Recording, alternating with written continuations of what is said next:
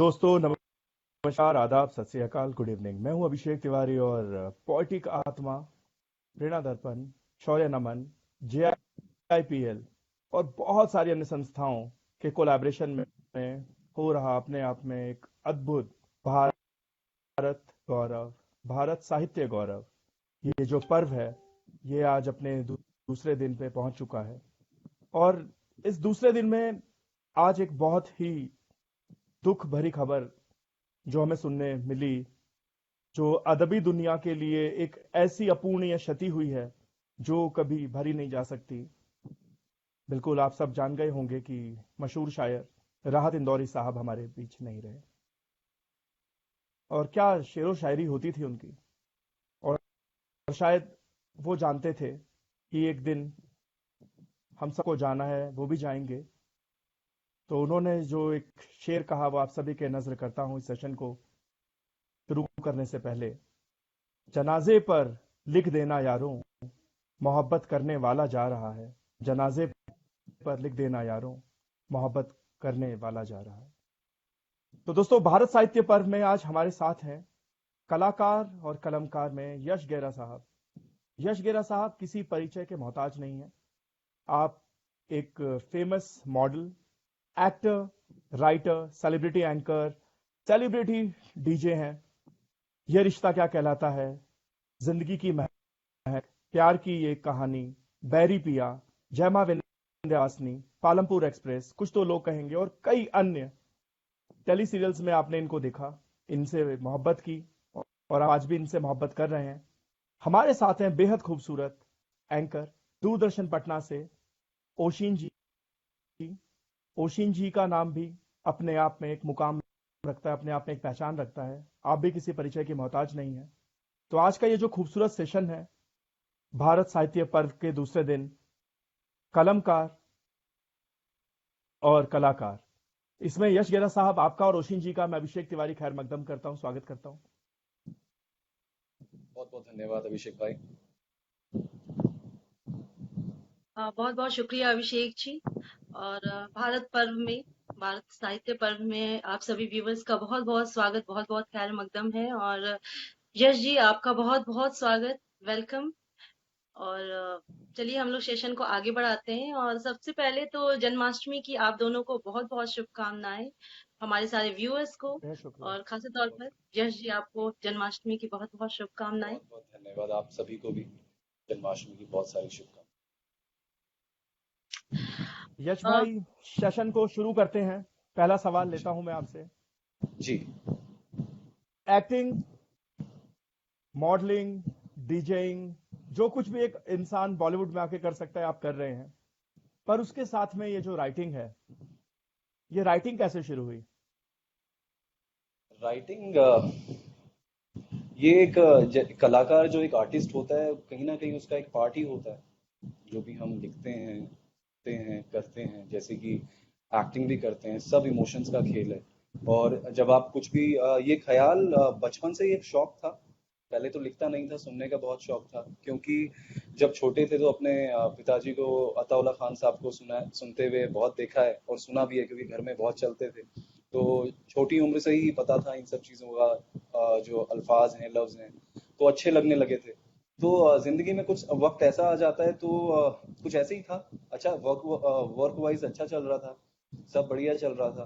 तो ऐसे ही लिखना शुरू हुआ, कुछ ख्याल आने स्टार्ट हुए, तो उसे लिखना शुरू किया। लिखते लिखते लिखते लिखते लिखते लिखते आज यहाँ तक पहुंच गए हैं कि अब एक हॉबी नहीं कहूंगा, एक रूटीन बन गया है लिखना, दिनचर्या की तरह हो गया है।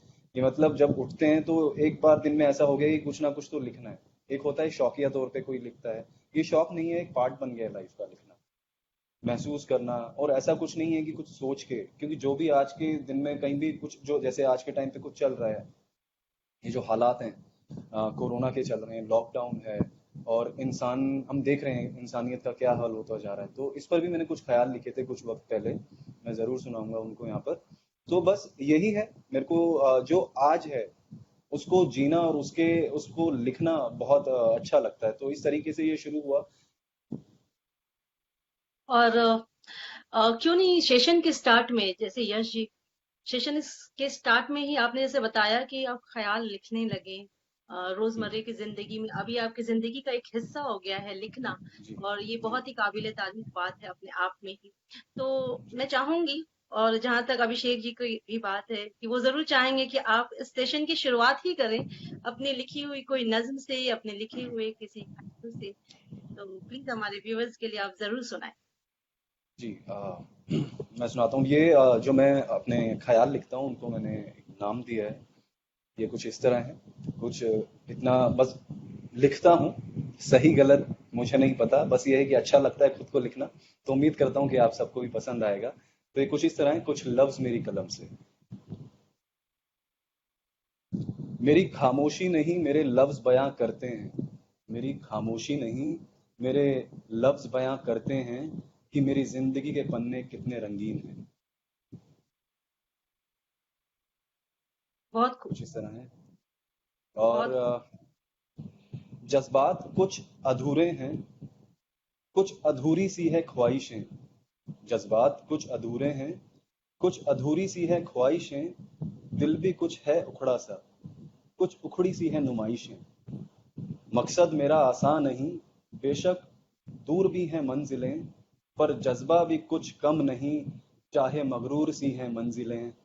थक कर हारना मेरी फितरत में नहीं, हर कदम के रोड़े मंजूर हैं, हर कदम के रोड़े मंजूर हैं।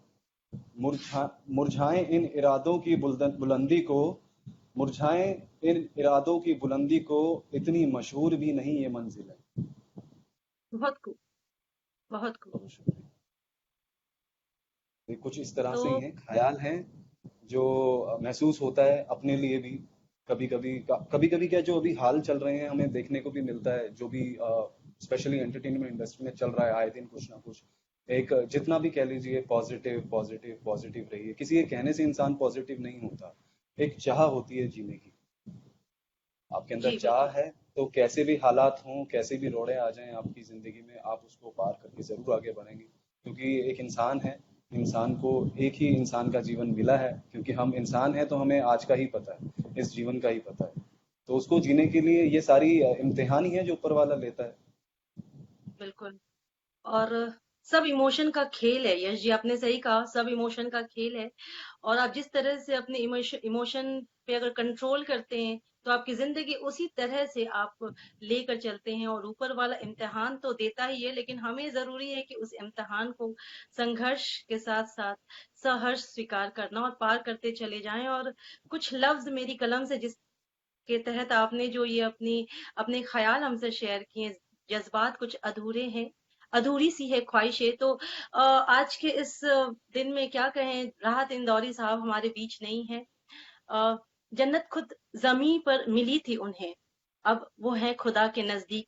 और इस तरह से राहत इंदौरी साहब का चले जाना, और आपने जो बयां किया है कि जज्बात कुछ अधूरे हैं, अधूरी सी है ख्वाहिशें, तो जरूर उनकी अनेक अनेक ख्वाहिशें रही होंगी जो अधूरी थी, अधूरी होंगी।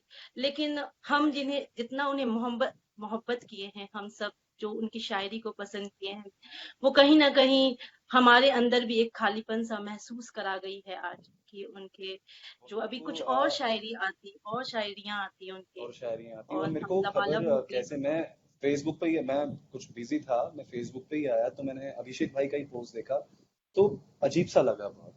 क्योंकि पर्सनली मुलाकात मेरी उनसे नहीं हुई है, पर हाँ, जश्न रेख्ता दिल्ली में होता है अपना। तो 2017 की बात है, मैं लिखता हम्म। था। जब आप लिखते हैं तो आपको लगता है कि आप लिख रहे हैं, वाह क्या अपने आप में ही। मेरा क्या है कि एक होता है कि आप किससे इंस्पायर होते हैं, मेरे हम्म। मेरे अंदर मेरा यह है कि मैं खुद से इंस्पायर बड़ा होता हूँ, अपने आप को देखकर, अपनी चीजें करके मुझे होता है हाँ यार बहुत बढ़िया किया। पर जब से मेन बात यहाँ पर है कि मेरे को सीखना बहुत अच्छा लगता है। मेरे को पता है कि अगर मैं लिख रहा हूँ, और एक विद्यार्थी जो होता है ना, एक स्टूडेंट जो होता है, उसकी बेस्ट पार्ट ये होती है वो जहाँ भी जाता है कुछ ना कुछ सीख के आता है। तो जब मैं वहां हम्म। पहुंचा, वहां पर लक था, मेरा किस्मत थी, राहत इंदौरी साहब थे उस दिन वहां पर। अरे वाह, क्या और बात मैंने है। सुना वाह उनको। वाह। राहत इंदौरी साहब थे, उससे पहले बहुत देर तक चलता रहा, और जब उनकी बारी आई, जब होता है ना 1 बाय 1 होते हैं, तो राहत इंदौरी साहब जी जब आए तो उस टाइम पे काफी लेट नाइट हो गया था और वाइंड अप का टाइम था। पर जितना भी वक्त वो वहां पर थे, ध्यान अंदाजा नहीं, 15 से 20 मिनट में जो पिछले हर एक दिग्गज हैं, जो भी वहां आते हैं, हर एक कलाकार हैं, दिग्गज हैं, पर जो उत्साह मैंने उन 15 से 20 मिनट में देखा ना, मतलब कहते हैं ना, रोंगटे खड़े हो गए।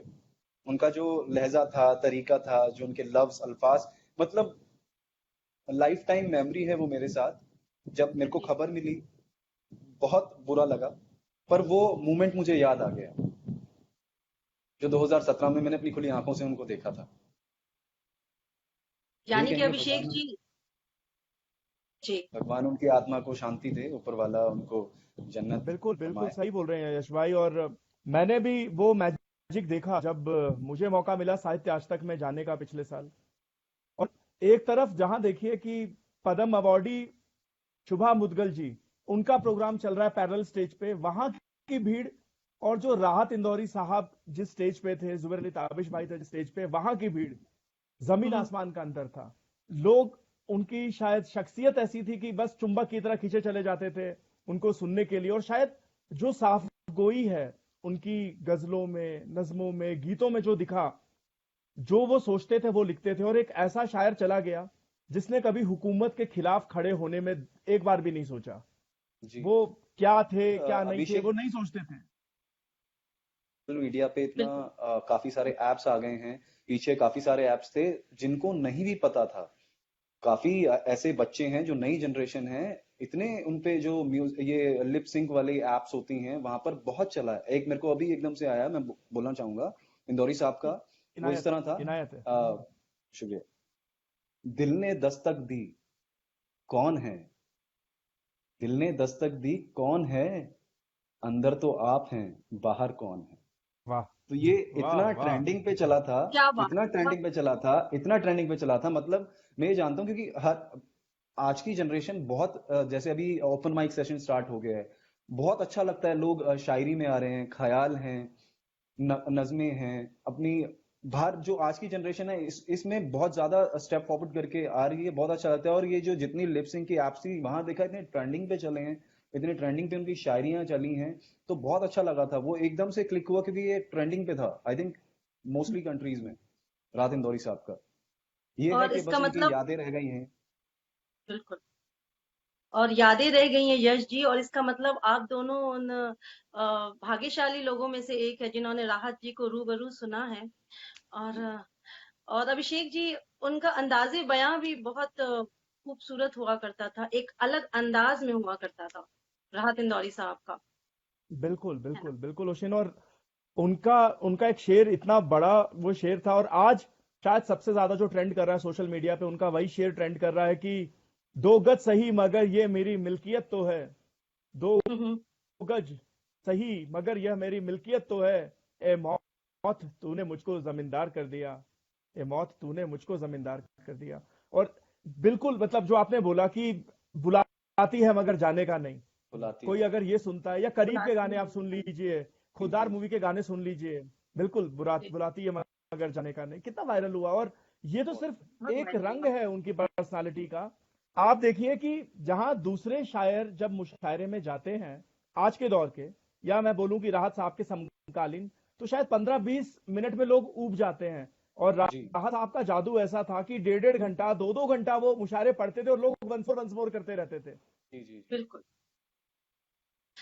बिल्कुल। तो और ओशिन जी जी, हाँ जी, आप कह रही और थी जी बिल्कुल, ओशिन। और बिल्कुल, और एक बात राहत इंदौरी साहब के एक शेर से मैं शेर को कहकर इस सेशन को और आगे बढ़ाऊंगी, और रुख यश जी की तरफ मोड़ना चाहूंगी कि रोज तारों को नुमाइश में खलल पड़ता है, रोज तारों को नुमाइश में खलल पड़ता है, चांद पागल है, अंधेरे में निकल पड़ता है। और यश जी, वाह वाह मैं कहूंगी कि वाह वाह। मैं कहूंगी ये आपके लिए भी सटीक बैठ रहा है राहत जी की ये शेर, कि आप उस चांद की तरह हैं जो बहुत अंधेरे बहुत में भी रोशनी दे रहे हैं। कहीं ना कहीं आपके जीवन में भी संघर्ष आया होगा। तो मैं राहत इंदौरी साहब के शेर को ध्यान में रखते हुए इस सेशन को आगे बढ़ाती हूँ।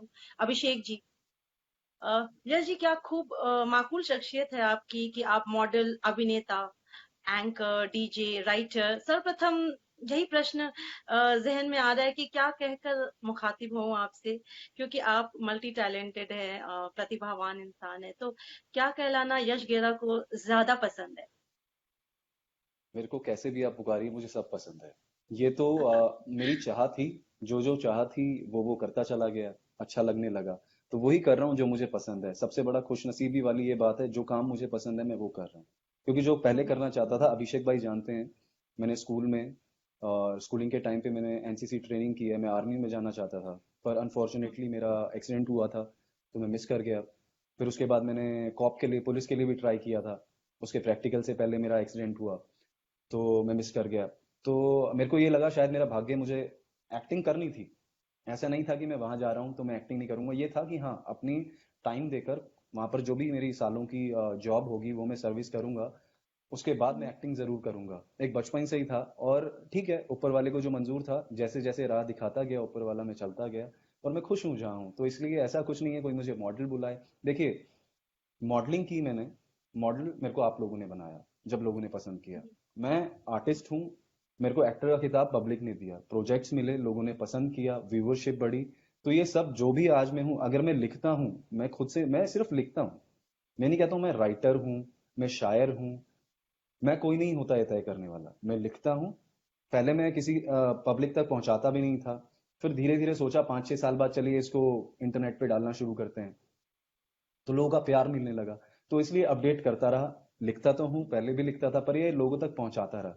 तो अब जो मेरे चाहने वाले हैं, जो भी पसंद करते हैं, तो वो जैसे भी बुलाएं मुझे पसंद है। बस ये है कि वो मुझे प्यार देते हैं। तो इंसान को सबसे बड़ी बात यही है कि इंसान सब कुछ कर लेता है, सबसे बड़ी चीज होती है जिसका भूखा होता है, प्यार का होता है। वो आपको लगातार मिलता रहे तो आप बढ़ते चले जाते हैं। तो आपका जो मन करे, जो अच्छा लगे, आप ऐसे बुलाइए मुझे। बिल्कुल। बिल्कुल बिल्कुल। यश भाई, ये जो आपने बताया कि आप काफी सालों से लिख रहे थे और काफी वक्त तक आपने अपने ख्यालों को अपने डायरी के पन्नों तक सिमटे रखा या समेटे रखा, खुद के जी। अंदर दबाए रखा, और उसके बाद ऑल ऑफ सडन जैसे मैं देखता हूँ कि आपने कुछ वीडियोस बनाने शुरू किए बड़े प्यारे प्यारे अपने पोइट्री के, जो आप अल्फाज, आपके ख्याल जो आपके जहन में आते हैं, और उसके बाद लोगों का एक जो मोहब्बत, एक हुजूम एक आपके पीछे चल पड़ा। सोशल मीडिया जी। पे लोग बहुत पसंद करते हैं आपकी पोइट्री को, आपकी व्यूअरशिप डे बाय डे बढ़ रही है। तो ये एक्सपीरियंस कैसा रहा आपका, अपने जो लाइव जो आपके फैंस हैं उनके साथ कनेक्ट होने का? हाँ, स्टार्टिंग में तो क्या हुआ था कि जब मैं लिखता था, और मैं मोस्टली ख्याल जो लिखता हूँ ना, मोहब्बत के लिखता था उस टाइम पे, इश्क के लिखता था, तो लोगों के यही होते थे, इज एवरीथिंग ऑलराइट, आप ठीक हैं, उनको लगता था ब्रेकअप हुआ है। अच्छा। तो ये आते थे सामने से, पर्सनल मैसेजेस आते थे, आर यू ऑल राइट, होता है ऐसा, चलता है, कोई बात नहीं। पर मैंने, ये तो खैर, ये जो रिश्ते होते हैं, हमारी रिलेशनशिप्स होती हैं, हर किसी की लाइफ में होता है, अप एंड डाउन होते हैं, पैचअप होते हैं, ब्रेकअप होते हैं। मैंने कभी किसी को मद्देनजर रखते हुए नहीं लिखा, मैं सिर्फ लिखता था जो फील करता था, जो देखता था, आसपास में देखता था। फिर जब धीरे धीरे कुछ लोगों को मैंने अपडेट करना शुरू किया, फिर मैं पोस्ट करता था, तो स्टार्टिंग में लिख देता इसमें पर्सनली कुछ नहीं है, एक ख्याल है, उम्मीद करता हूँ आपको पसंद आएंगे। अब जब भी मैं अपने पेज पर, फेस इंस्टाग्राम पे, मोस्टली मैं इंस्टाग्राम पे लाइव होता हूँ, जब भी जाता हूँ तो वहां पर मेरे शोज के जितने भी फैंस हैं, फॉलोवर्स हैं, और कुछ पोइट्री जिन्होंने सुनी, मेरी ख्याल सुने, कविताएं सुनी, तो वो भी मुझे वहां पर लाइव में ज्वाइन करते हैं। तो हमेशा ये जरूर होता है, वो कहते हैं सर आप कुछ सुनाइए। हम्म, तो ये तो एक, कुछ मैं सुनाइए एक जहां तक। जहाँ का होता है जी कुछ सुनाइए, आपका सुनना है। जो एक ये क्या होता है कि हिडन है मेरे अंदर, किसी को नहीं पता था मैं लिखता हूँ। मॉडलिंग का, डीजेइंग स्टार्ट की, डीजेइंग का पब्लिकली था, मैं डीजेइंग करता था। मॉडलिंग करी, ऑब्वियसली ये तो सामने ही आना है। एक्टिंग में आप सबने टीवी पे देखा। तो ये लिखने का जो दौर था, एक चीज ये बात थी, तो किसी को बहुत कम, रेयर, जो बहुत ज्यादा मेरे नजदीकी थे, शायद उनको भी नहीं पता था।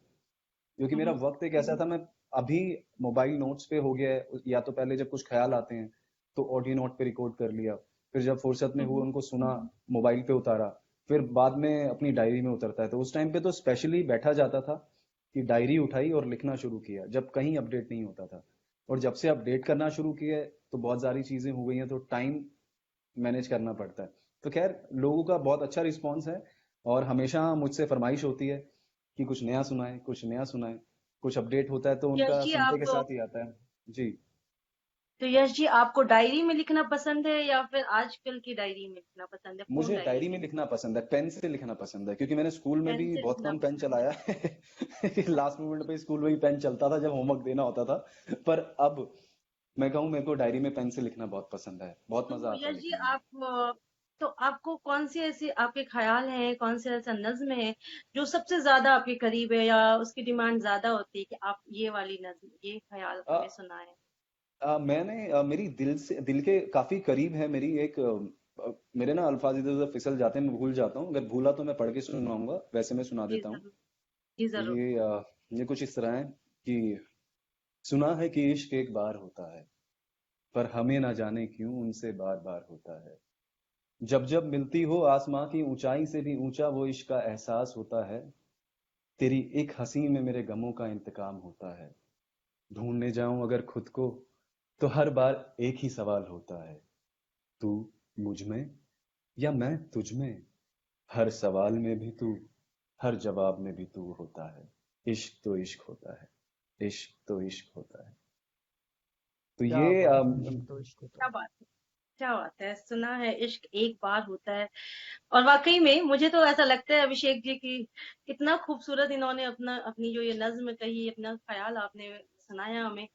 वाकई में जो सुनते हैं वो, उनकी डिमांड जरूर होती होगी इसको सुनने के लिए। बहुत बेहतरीन आपने लिखा है, और बहुत उससे बहुत भी शुक्रिया, बेहतरीन आपने एहसास करके सुनाया है। बहुत बहुत शुक्रिया, बहुत बहुत शुक्रिया। अभिषेक जी। बिल्कुल बिल्कुल बिल्कुल बिल्कुल। और यश भाई, एज दी से कि writing is a stress buster. जी आप देख रहे होंगे कि इस दौरे वबा में, ये जो कोरोना काल है, काफी सारे लोग डिप्रेस्ड हैं, अपने घरों में बंद हैं लॉकडाउन में। और जी जी काफी जी सारे लोग शायद कहीं ना कहीं उनकी उम्मीद टूटती जा रही है। जी और ऐसे वक्त में कई लोग हैं जो राइटिंग करते हैं, वो शायद अपने जो जहन में जो उनके अल्फाज और जो विचार हैं, जो फीलिंग्स हैं, भावनाएं हैं, हम्म, उनको वो निकाल देते हैं पन्नों पे और उकेर देते हैं, और उसके बाद शायद वो कहीं ना कहीं रिलैक्स फील करते हैं। तो जी। आपको क्या लगता है कि ये जो राइटिंग है, ये कितना बड़ा स्ट्रेस बस्टर है? सर बहुत बड़ा स्ट्रेस बस्टर है, और अपनी बात पहुंचाने का, कभी कभी क्या होता है डायरेक्टली किसी, कोई जैसे मैं आपको पर्सनली जानता हूँ, और आप मेरे साथ, और जो आपके कुछ अपने नजदीकी भी हैं, जो लोग आपके साथ इवन सोशल मीडिया पे नहीं भी जुड़े हैं, वो भी आपको हम्म, स्टॉक करते हैं, वो भी आपको देखते हैं। तो मेरा मानना ये है कि अपनी बात आप जो अपने मुंह से अपनी बातों से नहीं पहुंचा सकते, वो आपकी कलम पहुंचा देती है काफी लोगों तक। सिर्फ ये मैं पॉजिटिव वे की बात कर रहा हूँ, मैं जैसे काफी लोगों को मैं नहीं जानता, काफी दुनिया, इतने सारे लोग हैं, आए दिन न्यूज चलती रहती है, कुछ ना कुछ हो रहा है। तो मैं मोस्टली कोशिश करता हूँ कुछ ऐसा लिखूं कि लोग, अगर कोई सुन रहा है या कहीं पर शेयर हो रही है वो, तो लगे कि नहीं यार ये ऐसा है, चलिए ऐसे करते हैं। जैसा कि हम्म, मैंने आपको कहा कि एक ही जीवन तो मिला है, बहुत कुछ करना है, टाइम पानी की तरह बह रहा है। आप देखिए 5 महीने बिल्कुल से ऊपर हो गया लॉकडाउन को, हर 5 महीने साल से। चुटकियों चुटकियों में बीतता है हर साल।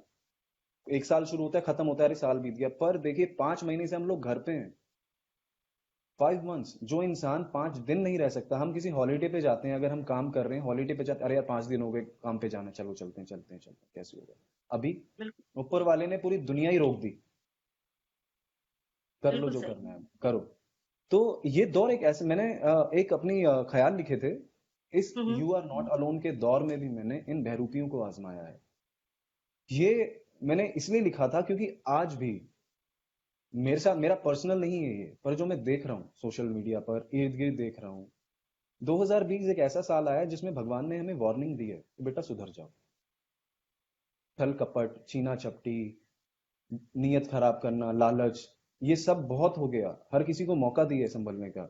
2020 में हम सब घर पे हैं, हमें एक मौका मिला एक अच्छा इंसान होने का। अंदर कहीं ना किसी ने कुछ ना कुछ ऐसा किया होता है, आपको हमें पता होता है, नियत होती है हमारी किसी को लेकर। पर लोग छोटे छोटे लालच के लिए अभी बोल रहे हैं don't worry, you are not alone, you are not alone.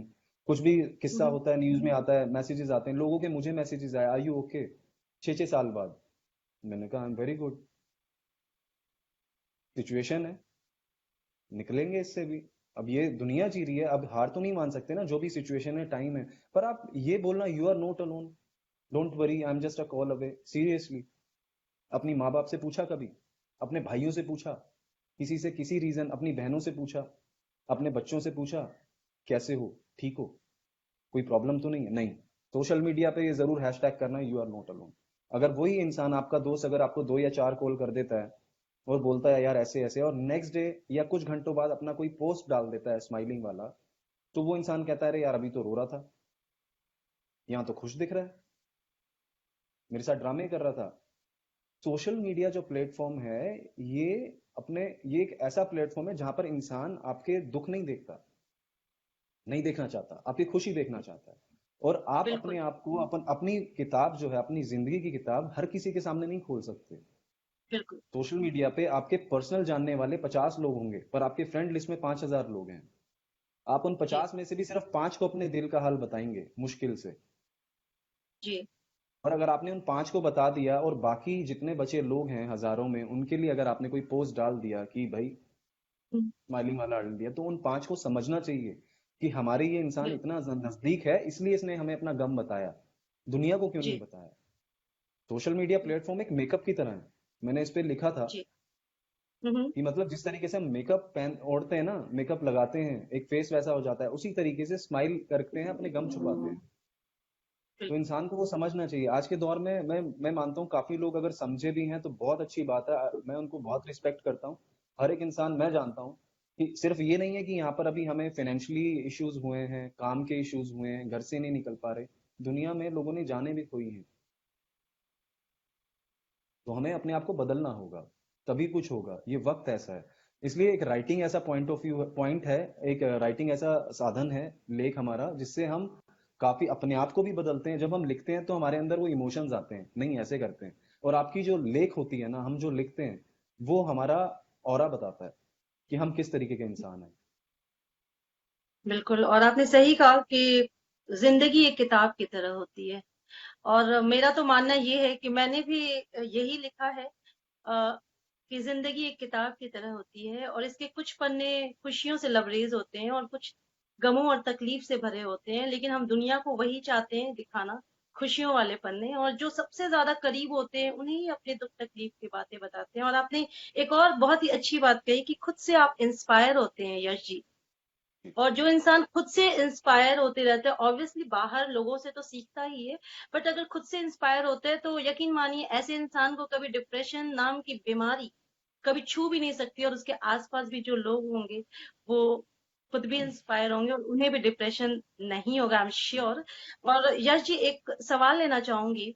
जब लेखनी की ही बात हो रही है और साहित्य की बात हो रही, चूंकि आप साहित्य से जुड़ रहे हैं और बहुत बाखूबी जुड़ रहे हैं और आपके नज्म ख्याल बेहतरीन सुनने को मिल रहे हैं हमें, तो एक जो ट्रेंड चला हुआ है, जैसे अगर हम मुशायरे की बात की जाए, मुशायरे की बात करें, जैसे राहत इंदौरी साहब हैं, मुनव्वर राना साहब हैं, कई शायर हैं, शायरा हैं, कवि हैं, कवित्री हैं।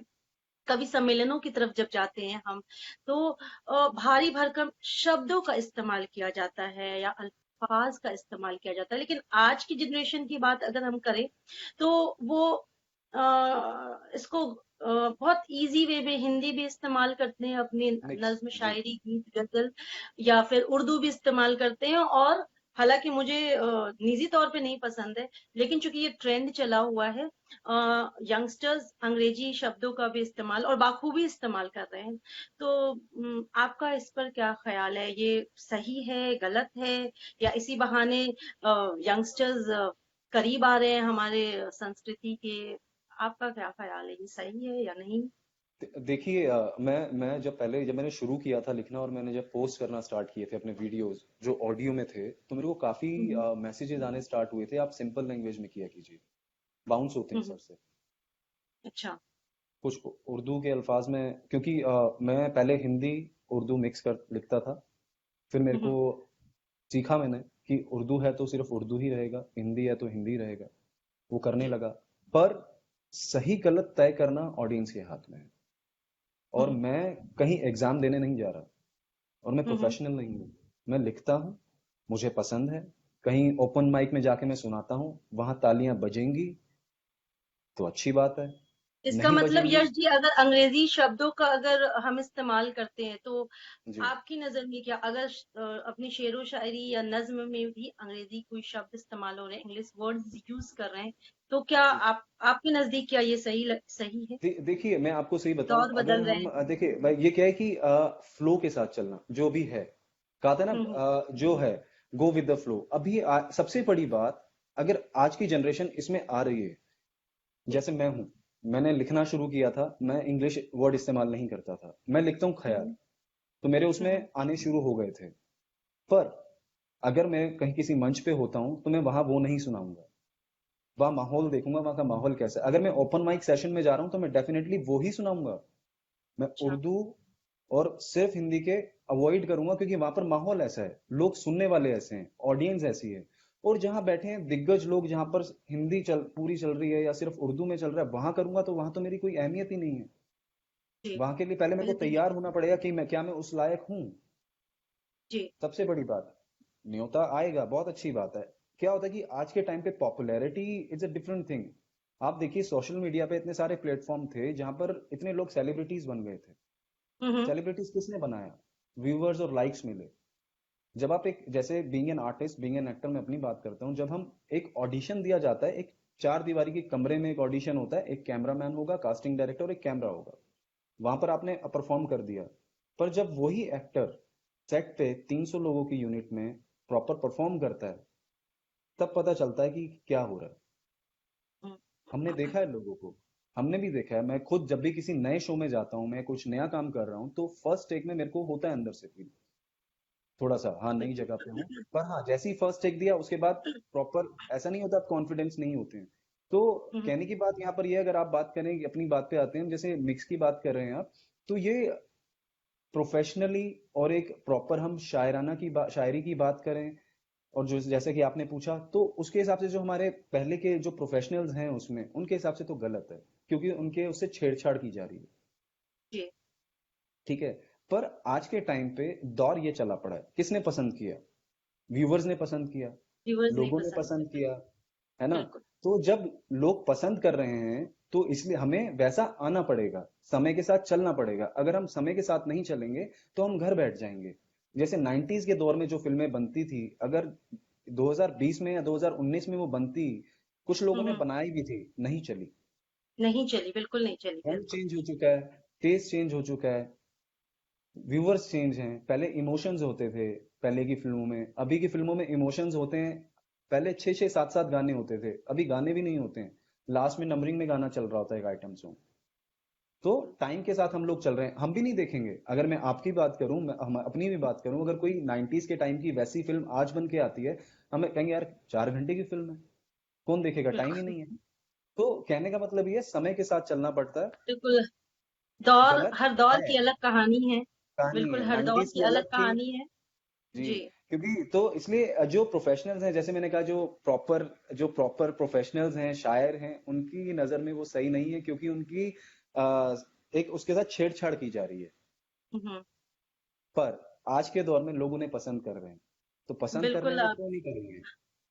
हाँ, बिल्कुल यश तो जी, मैं आपने नहीं सही मैं नहीं कहा, मानता ये गलत हर है, मैं नहीं कहूंगा ये गलत है, मैं नहीं कहूंगा गलत। ये गलत, ये गलत मेरी और नजर में बिल्कुल गलत यश जी, नहीं है। आपने सही कहा कि हर दौर की एक अलग कहानी होती है, और अभिषेक जी भी मेरी आपकी बातों से इत्तेफाक रखते होंगे अभिषेक जी, कि जब ओपन माइक करवाते हैं आप, और उसमें यश जी ने सही कहा कि जहां अगर मुशायरे या कवि सम्मेलनों में दिग्गज अगर है वहां, तो जैसी ऑडियंस होती है उसी प्रकार मंच पे जो चढ़े जो रहते हैं, उनके तलफ्फुज, उनके अल्फाज, उनके शब्द वैसे ही हो जाते हैं। और खास तौर पे बात की जाए यंगस्टर्स की, तो अभिषेक जी आपका क्या कहना है? पोएटिक आत्मा तो ओपन माइक करवाती है, तो आपको तो खासा अनुभव होगा। देखिए, ये जो मिश्रण मैं बोलूंगा, ओपन माइक मिश्रण है, जहां जी। पे लोग अपने ख्याल, अपनी भावनाएं, जो अपनी डायरियों में अपनी फीलिंग्स जो वो लिखते थे या मोबाइल में छुप छुप के जी। लिखते थे, छुप ओपन छुप कर माइक ऐसा लिखते हैं। प्लेटफॉर्म मिला जहां से उनको, बिल्कुल छुप छुप के लिखते थे, तो उनको ओपन माइक के रूप में एक ऐसा प्लेटफॉर्म मिला जहां पे वो अपनी बातें दुनिया तक पहुंचा सकते थे। और उसके बाद बहुत सारे ऐप्स आ गए, आपने देखा होगा, कुछ ऐप्स बैन भी हुए और काफी सारे ऐप्स और चल रहे हैं। फेसबुक आ गया, इंस्टाग्राम आ गया, यूट्यूब आ गया। और इसका सबसे बड़ा रीजन अगर मैं बोलूं तो राहत इंदौरी साहब जैसे लोग हैं जिन्होंने गजलों को, शेरो शायरी को बहुत बहुत सुलभ कर दिया। अगर आप उनका, जैसे हम लोग अभी बात कर रहे थे, अगर आप देखिए लैंग्वेज, कोई मतलब अनपढ़ आदमी भी समझ जाएगा। ये जो इनकी गजल है कि बुलाती है मगर जाने का नहीं, जाने का ये नहीं। दुनिया है इधर जाने का नहीं, जैसे ही बुलाती है आपने इनकी मगर बात जाने का की। नहीं। जी बिल्कुल बोलिए यश जी। जी, यश जी जी, बोलिए। नहीं बोलिए, आप बोलिए, कंप्लीट कीजिए। तो बिल्कुल, तो बुलाती है मगर जाने का नहीं, ये दुनिया है इधर जाने का नहीं, मेरे बेटे किसी से इश्क कर मगर हद से गुजर जाने का नहीं। मतलब क्या एक बात राइटर बोल रहा है, देखिए कितनी सिंपल लैंग्वेज में। है। जमी भी सर पे रखनी हो तो रखो, चले हो तो ठहर जाने का नहीं। देखिए अगेन इस गजल में वो एक मोटिवेशन दे रहे हैं दुनिया को। सितारे नोच कर ले जाऊंगा, मैं खाली हाथ घर जाने का नहीं। सितारे नोच कर ले जाऊंगा, मैं खाली हाथ घर जाने का नहीं। और फिर ये देखिए कितने साल पहले आज के हालात पे वो लिख के गए हैं कि वबा फैली हुई है हर तरफ, अभी माहौल मर जाने का नहीं। क्या बात है। क्या वबा फैली हुई है हर तरफ, अभी माहौल मर जाने का नहीं।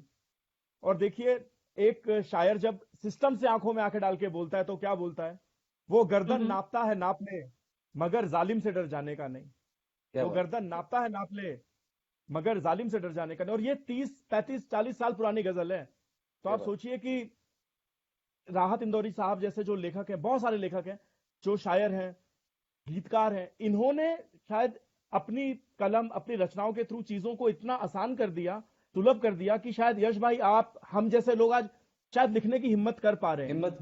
क्योंकि मैं डॉक्टर कुमार साहब को सुनता था, कुमार विश्वास को। जी। तो उनसे मैं बहुत इंस्पायर हुआ। हम्म। मैं सुनता था बिल्कुल जब छोटा था काफी। एक बार मुंबई आए थे, वो उनका इवेंट था, मेरी मुलाकात हुई थी उनसे एक फ्रेंड के थ्रू, ग्रीन रूम में। फिर मैंने अटेंड किया था।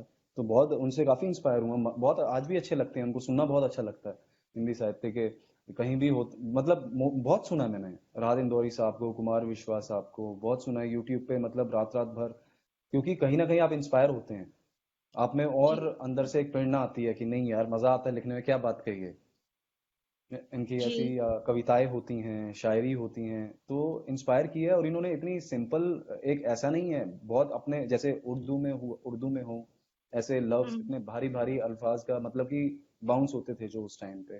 फिर इतने हम्म सिंपल, जैसे अभिषेक भाई ने कही, कुमार विश्वास साहब की जो होती हैं, इतनी सीधे से समझने वाली होती हैं। कुछ उनके गीत भी आए तो बहुत अच्छा लगता है। तो इसीलिए जैसे जैसे अब जैसे कि अभिषेक भाई ने भी बताया कि कुछ लोग छुप के लिखते हैं, काफी लोगों को शौक होता है, डरते हैं कि सही लिखा है, अपने आप में तो सही लगता है, पर जब व्यूज आने स्टार्ट होते हैं, और मेरा मानना यह है जब आप करते जाते हैं ना, तो सीखते जाते हैं। अपने आप वो बिल्कुल वर्ड्स आने शुरू हो जाते हैं, अल्फाज आने स्टार्ट हो जाते हैं, आप सीखने लग जाते हैं, उनका मतलब पता लगना शुरू हो जाता है कि इस लफ्ज को यहाँ पर लिखना है, इस अल्फाज को ऐसे बोलना है, ऐसे करना है। तो जैसे जैसे वो कहते हैं ना कि आप करते जाएंगे तो सीखते जाएंगे। और मेरे को एक स्टूडेंट, मैं मानता हूँ एक विद्यार्थी जो होता है ना, विद्यार्थी जहां जाता है वहां से कुछ ना कुछ सीख के आता है। तो बिल्कुल आज भी मैंने अपने अंदर के उस विद्यार्थी को जगा के रखा, और मैं हमेशा जब तक हूँ, जिंदा हूँ, तब तक उसे जगा के रखूंगा। क्योंकि कहीं ना कहीं अगर आज हम यहाँ पर भी हैं तो यहाँ से भी कुछ ना कुछ तो सीख के ही निकलना है, कुछ ना कुछ तो मिलेगा ही यहाँ से। बिल्कुल, सीखने की ललक कभी छोड़नी नहीं चाहिए। आप दिन पर दिन उसी तरह से ग्रो करते जाते हैं, अपनी पर्सनालिटी, अपनी शख्सियत को निखारते जाते हैं और लोग तभी आपकी और इज्जत करने लगते हैं यश जी। अम, जहां तक बात की जाए कुमार विश्वास सर की, अभिषेक जी कीर्ति काले जी का, या फिर मैं राहुल अवस्थी जी को सुनती हूँ, अभिषेक जी, जुबैर भाई की बात की जाए, आपकी बात की जाए अभिषेक जी, या फिर पंकज शर्मा जी हैं, उनकी बात की जाए, इधर जो उर्दू के शायर हैं, शायरा है, शबीना अदीब साहिबा हैं, मुनव्वर राना साहब। तो उर्दू के साथ साथ हिंदी के भी जो कवि कवित्री हैं, उनके भी आप शब्द देखिए। इतनी, जब आप हिंदी में लिखना शुरू करेंगे, हिंदी में बात करना शुरू करते हैं, तो वो अपने आप एक अलग ही मिठास होती है हिंदी के भी। यश जी, आपको, आप किस, जैसे मैं अगर लिखती हूँ तो मुझे लोग वो बोलते हैं कि उर्दू शब्द का ज्यादा, उर्दू अल्फाज का हम्म। ज्यादा इस्तेमाल होता है। तो मुझे पर्सनल, निजी तौर पर भी उर्दू ज्यादा मिक्स करना मुझे पसंद है। हम्म। आपको क्या पसंद है, ज्यादा हिंदी में पूरा लिखना या उर्दू में, या देखिए, दोनों में? यहाँ पर मेरे पसंद में मैटर नहीं करता, ये मैटर करता है ख्याल क्या है, ख्याल क्या है? उस ख्याल बिल्कुल। पे क्या मूड जा रहा है। और हम्म। सबसे बड़ी बात बताऊं मैं आपको, मैं अपने आप जी। को राइटर नहीं, मैं अपने आप को कभी नहीं कहता। मैं हम्म। ख्याल लिखता हूँ, सीख रहा हूँ, क्या पता आने वाले समय में जिस तरीके से प्रॉपर, जैसे आप कह रही हैं कि मेरे अपने, अभी मैं करता हूँ, पोस्ट करता हूँ, लिखता हूँ, मैं सीख रहा हूँ अभी। मैं अपने मुंह से कभी नहीं बोलूंगा कि हाँ मैं ये हूँ। लिख रहा हूँ, सीख रहा हूँ, लेकिन ये मेरे अभी। हाँ, जैसे अभी, जैसे आपने बोला मिक्स लैंग्वेज का, मैंने आपको बताया था, इस यू आर नॉट अलोन के दौर में भी मैंने इन बहरूपियों को आजमाया। यहाँ मैंने सब इस्तेमाल किए। क्यों? हम्म क्योंकि मेरे को यहाँ पर ये नहीं दिखाना था कि मैं कवि कैसा हूँ, मैं हम्म लेखक कैसा हूँ। मैंने ये बोलना था कि ये चल रहा है आज के दौर में, और सुधर जाओ अभी भी जो इंसान छल कपट कर रहे हैं। और लोगों को हम्म समझ आया, लोगों के पर्सनल, कुछ लोगों को ऐसा लगा कि हमारे लिए लिखा है। मेरे को पर्सनल कॉल आ गए, जो लोग संपर्क में नहीं थे। मैंने बोला ये नहीं है पर्सनली किसी के लिए, ये आज की सिचुएशन में, क्योंकि यू आर नॉट अलोन का हैशटैग ट्रेंडिंग पे चला था आज से 1 महीना पहले। तो यश जी, मैं चाहूंगी कि अगर यू आर नॉट अलोन अगर आपके पास कहीं लिखी हुई है, अगर जी जी आपके जी जी आपको याद है तो जरूर जी जी आप सुनाएं, क्यों अभिषेक जी। जी। बिल्कुल बिल्कुल। थोड़ी सी लंबी है, पर उम्मीद है कि जरूर आप लोगों जरूर। को पसंद आएगी। ये कुछ जी इस तरह जरूर। है। इस इनायत, इरशाद। शुक्रिया। इस यू आर नॉट अलोन के दौर में भी मैंने इन बहरूपियों को आजमाया है। जरूरत भले ना थी, फिर भी जरूरत के नाम पर फोन लगाया है। ये रुपए पैसे की मदद ना थी, थोड़ा वक्त और थोड़ा साथ मांगा है। मैंने इस यू आर नॉट अलोन वाले दौर में भी इन बहरूपियों को आजमाया है। वाह। सोशल मीडिया पर बातें इनकी, जैसे जन्म देने वाली माँ के बाद सिर्फ इन्हीं को मेरी हालत के भय ने खाया है। जब मांगा इनसे वक्त, जब मांगा इनसे साथ, मैं अकेला पड़ गया हूँ यार। ओ मेरे यार, सामने से I am always there for you, don't worry. ऐसा कुछ भी नहीं, ऐसा क्यों सोच रहा है यार? सॉरी जैसा भी नहीं, चलते फोन पर कॉल डिस्कनेक्ट आया है और मोबाइल पर ब्लॉक का नोटिफिकेशन आया है। मैंने इस यू आर नॉट अलोन वाले दौर में भी इन बहरूपियों को आजमाया है। ये वो हैं जो ट्रेंडिंग के हैशटैग्स में कहीं पड़े दिखते हैं, चंद व्यूज और लाइक्स के लिए, खुद को फेमस करने के लिए ना जाने कितने जरूरतमंदों की भावनाओं के साथ खेलते हैं। अरे जाओ, पहले खुद को खुद से मिलवाओ रे दुष्टों, कोरोना का साल आया है। भगवान ने ना बख्शना अब पापियों, ये ऐसा कलयुग आया है। भगवान दे रहा है चेतावनी, संभल जाओ। ये वक्त, वक्त की रफ्तार से भी तेज आया है। इस यू आर नॉट अलोन वाले दौर में भी मैंने इन बहरूपियों को आजमाया है, इन बहरूपियों बहुत को आजमाया है। बहुत खूब। बहुत खूब, बहुत खूब। क्या बात है, क्या बात है, क्या बात ये है। आज का है, कुछ आई थिंक वर्ड्स आगे पीछे हुए हैं उसमें, करेक्ट एक आधा कुछ, पर ये यही है, इमोशन है, ये फील है जो मैंने महसूस हम्म किया है। लोग हैशटैग चला रहे थे, you are not alone, you are not hmm alone, we are just a call away. तो I feel, are you sure? और अगर आप अपनों के लिए कर रहे हो तो आप सीधा कॉल करोगे। हर किसी को पैसे की मदद नहीं चाहिए होती, आपका साथ भी चाहिए होता है। 3 बार किसी ने आपको अपनी प्रॉब्लम बताई, टेंशन बताई, 4th टाइम फोन आएगा तो अरे यार पकाएगा या पकाएगी, एग्जैक्टली। कुछ और बोलना है यार, कुछ और बोलना है यार। और तो आपके जब इस कुछ, बात से सभी इत्तेफाक रखते होंगे यश जी कि 3 बार से ज्यादा अगर फोन आ गया तो बस रख दो साइड में कि ये परेशान करेगा, ये तो अपनी परेशानी ही बताएगा, ये बताएगी। तो वाकई में अब हर किसी को पैसों से मदद की जरूरत नहीं है। कई बार क्या होता है कि आप भावनात्मक तौर पर भी अगर किसी की मदद करते हैं और जुड़ जाते हैं वाकई दिल से, और उस तरह से मदद करते हैं, तो क्या हो सकता है वो इंसान डिप्रेशन में जा रहा होता है या नहीं भी जा रहा होता है तो थोड़ी देर के लिए खुशी मिलती है। ये जी। बहुत बड़ी बात है। और सबसे बड़ी बात यहाँ पर ये है कि कुछ चीजें होती हैं जो सिर्फ बोलने से नहीं होती, हो जाएगा से नहीं होती। कुछ जी। मटेरियलिस्टिक चीजें होती हैं, कुछ इमोशन से जुड़ी होती हैं। सिर्फ ये कह देना हो जाएगा, हो जाएगा, आप कहने के लिए नहीं, करने के हम्म लिए तो बोलो एक बारी किसी को कि यस मैं हूँ, कॉल मी एनी टाइम। 50 बार फोन करे करो, क्या पता कोई हादसा हो जाता है, किसी की जान चली जाती है, तब एकदम से हम्म 2 दिन के लिए डर जाते हैं कि नहीं यार, नहीं ऐसे है, हम हैं साथ में। तीसरे दिन वही स्टार्ट हो जाता है। तो सबसे पहले हमें खुद को, क्या हम रेडी हैं किसी की मदद करने के लिए? आई से यस आई एम। मैं होता हूँ बीइंग एन एक्टर, मेरे पास, मेरे को लोगों को कभी कभी डाउट होता है कि यार ये रियल प्रोफाइल है, क्योंकि जवाब मिलता है। मैसेजेस होते हैं, जब भी मैं फ्री होता हूँ मेरी कोशिश यही होती है, अगर मुझसे कोई इंटरेक्ट कर रहा है, मुझे मैसेज कर रहा है, मेरे फैंस हैं, मेरे चाहने वाले हैं, मैं जरूर जवाब देता हूँ, उनको ज़रूर जवाब देता हूँ। डाउट होता है कि आप नहीं है, वो उनका है, क्योंकि कोई ऐसे जवाब नहीं देता, पर मैं देता हूँ। क्या पता किसी इंसान को क्या ज़रूरत है, किस मकसद से, क्या पता किसी को कोई खुशी मिल जाए। तो आप अगर किसी खुशी का माध्यम बन रहे हैं तो इससे बड़ी बात क्या होगी। और ये सिर्फ बोलने वाली बात नहीं है कि आप अपनी दिखावे के लिए कर रहे हैं। It is me. जी। जो मेरे साथ सोशल मीडिया पे अगर कुछ लोग लाइव भी अभी अगर यहाँ पर देख रहे होंगे, उनको पता है कि जवाब मिलता है जरूर। एंड मेरा मानना यह है कि हमें खुद से ही शुरू करना चाहिए। अगर आप किसी से उम्मीद लगा रहे हो, क्या पता मुझे किसी से बात करने का मन हो, किसी से कुछ कहना चाह रहा हूँ, कहते हैं ना कर्मा। इसलिए जो आज कर रहे हैं तो लालच नहीं है, बट मुझे ये पता है कभी भी अगर मुझे कभी जरूरत है, अगर मुझे बात करनी है, तो कोई ना कोई जरिया बन के तो आएगा भगवान की तरफ से, जो मुझे वक्त देगा। हम्म। तो इसलिए हम्म। हमें खुद को सुधारना जरूरी है। जैसा कि अभिषेक भाई ने कहा, कितने इंस्पायर होते हैं लिखने से, जो हम लिखते हैं। मैं तो हुआ हूँ, और काफी लोग मेरी तरह, मैं अकेला तो नहीं हूँ, मुझसे ज्यादा बेहतर लोग होंगे जो मुझसे भी ज्यादा इंस्पायर हुए होंगे। तो यही है, जो नहीं हो रहे हैं उन्हें इंस्पायर करते हैं, क्योंकि शुरुआत तो घर से ही होती है। मैंने कर ली, आपने कर ली, अभिषेक जी ने कर ली, जो लोग हमारे साथ जुड़े हैं उन्होंने भी कर ली। तो एक मुट्ठी बन गई है, मुट्ठी बन गई है तो जोड़ते चलेंगे सबको। हम्म। यकीनन, बिल्कुल। जी। बिल्कुल, बहुत बहुत खूबसूरत बात आप बोल रहे हैं, और ये ज़रूरी भी है, ज़रूरी है लिखना, लिखते रहना, सोचना, सोचते रहना, क्योंकि विचारशील होना और विचारों के माध्यम से आगे अग्रसर होते रहना, यही हमारे मानव होने का पर्याय है। और जी। जब हम एक लेखक बन के सोचते हैं, तो हम फिर एक विचारक बन जाते हैं। फिर हमारी नजरें हमेशा इश्क मोहब्बत पे नहीं जाती, उसके बाद उन मुद्दों पे भी जाती हैं जो शायद हम निजी जिंदगी में महसूस करते हैं, जी। जो अनुभव हमें होता है कि समाज में या हमारे आसपास क्या चीज गलत हो रही है, इवन हमारे साथ क्या गलत हो रहा है। और ये बहुत जरूरी आपने ये बात बोली कि लोग इंस्पायर होते हैं, यश भाई। और आप तो लाइक एक आइकन है, लोगों के लिए रोल मॉडल है, पब्लिक फिगर है, बिकॉज स्टार्स जो टीवी पे आते हैं उनको देख के लोग बहुत एडमायर होते हैं। और जब आप जैसे लोग समाज में आते हैं और ये जो सच्ची बातें हैं लोगों को वो बताते हैं, फार फ्रॉम द ग्लैमर और लाइमलाइट, आप जब सच बोलते हैं कि yes, we have to stand by everyone, we have to keep inspiring, and we never know like who is taking inspiration from us or whom we are inspiring.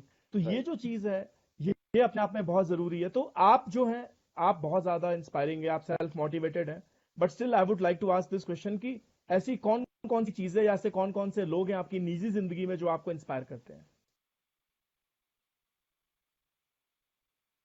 पहले क्या करते थे, अभी मैं खुद से इंस्पायर हूँ, शायद मुझसे अब बोल रहे हैं। मैं, मेरे को बोलना नहीं चाहिए। वेरी मुझे नाइस, बोलना नहीं चाहिए, वेरी मुझे नाइस, बोलना नहीं चाहिए, मुझे बोलना नहीं चाहिए। ये ऐसा नहीं कि वेरी ओरल नाइस। कॉन्फिडेंस है, ऑनेस्ट, एक ऑनेस्ट कॉन्फिडेंस, ये आंसर, बोनस है। अभिषेक। यस। क्योंकि इट्स बीन, और ऐसा नहीं है कि और एक और बात मैं कहना चाहूंगा, आपने कहा समाज की, तो मैं समाज का ही हिस्सा हूँ। समाज मुझसे नहीं है, मैं समाज से हूँ। इस इंडस्ट्री में अगर मैं हूँ, एंटरटेनमेंट इंडस्ट्री में, तो मेरे को समाज से ही हूँ, ये समाज के अंदर ही आती है। ये तो बनाया गया है लोगों ने ऐसा। पर हाँ, एक और मेंटेन करना पड़ता है, मेंटेन करना पड़ता है थोड़ा सा, क्योंकि कुछ लोग एज अ ग्रांटेड लेना शुरू कर देते हैं आपको। तो वो एक बहुत थिन लाइन डिफरेंस होता है। और मेरे केस में, मेरी निजी जिंदगी में 99.99% लोगों ने ग्रांटेड लिया है मेरे इस बिहेवियर का, पर मैंने अपना बिहेवियर चेंज नहीं किया। बिहेवियर वही रहा, पर हाँ, ये पता चल गया एक ड्रॉ लाइन क्या है, कहाँ तक की है। मैं अपना लहजा नहीं बदलूंगा। जो चीजें जैसा हूँ, जैसा मैं अपने सामने देखता हूँ चीजों को, दुनिया को, वो वैसा ही रहेगा। और इंस्पायर तो फिलहाल तो मैं सही कहूँ, मैं खुद से इंस्पायर होता हूँ सर। मैं कहूँ मेरे को किसी की जरूरत नहीं है। पहले में होता था, आज से 5-7 साल पहले शायद होता हूँगा। मेरे कजन है, वो ऑस्ट्रेलिया में रहते हैं, संजीव डोगरा नाम है उनका। अपने बड़े भाई से इंस्पायर होता हूँ मैं, मैंने हमेशा उनको फॉलो किया है।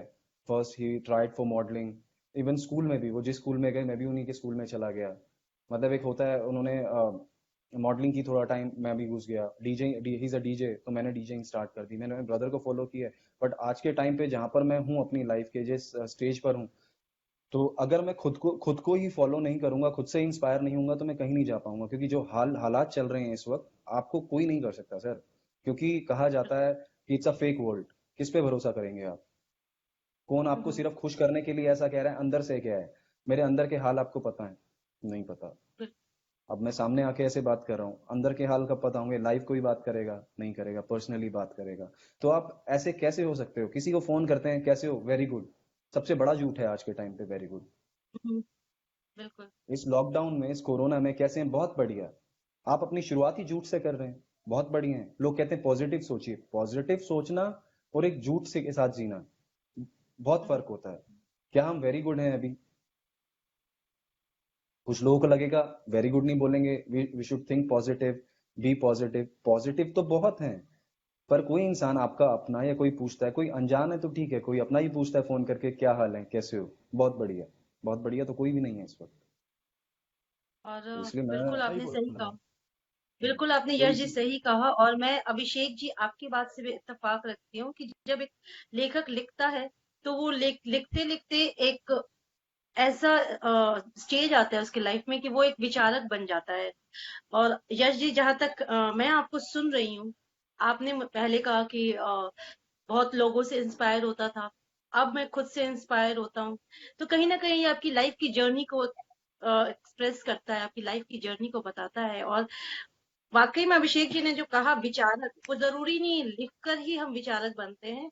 और आप जिस तरह से बात कर रहे हैं, आई एम श्योर। और एक और क्वेश्चन मैं लेना चाहूंगी कि जैसे आप लिखते हैं, आप जैसे बोल रहे हैं, अपने विचार रख रहे हैं, किसी भी पॉइंट पे, किसी भी मुद्दे पे हम लोग जब बात कर रहे हैं, तो क्या यश गेरा साहब की किताब भी आ सकती है आने वाले भविष्य में? मैंने 2011 में जब लिखना शुरू किया था, मैंने तो यही प्लान किया था, मेरी बुक लॉन्च करूंगा मैं। तो उसका एक हम्म, टाइम है जो मैं चाह रहा हूँ। और कहते हैं कि हम्म, आपके चाहने से कुछ नहीं होता, जब ऊपर वाले की मर्जी होगी तो बुक तो आएगी आएगी।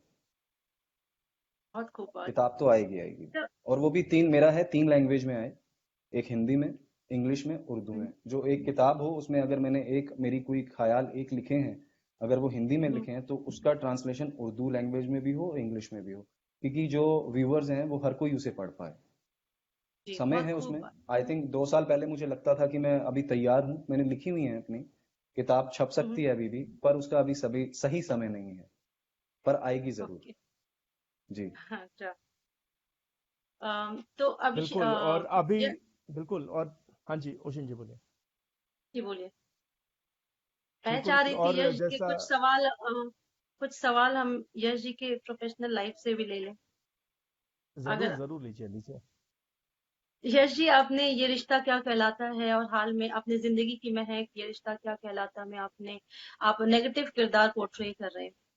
और जानना चाहूंगी कि चूंकि हालांकि आप पॉजिटिव दिखते हैं, देखने में आप बहुत ही पॉजिटिव इंसान लगते हैं, एक नेगेटिव चरित्र का वो अलग पॉजिटिव दिखते चेहरा नहीं होता है। है। He is one of the most positive person I ever seen. Positive and कोई बात नहीं, वो कोई कहते बात हैं ना, नहीं।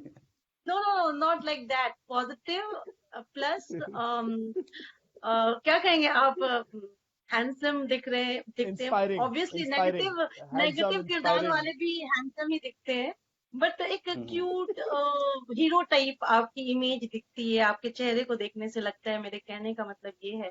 तो जी आप जी जब जी। नेगेटिव किरदार पोर्ट्रे करते हैं, ये रिश्ता क्या कहलाता है या फिर ये जिंदगी रिश्ता की क्या महक कहलाता है में, में पॉजिटिव था मेरा।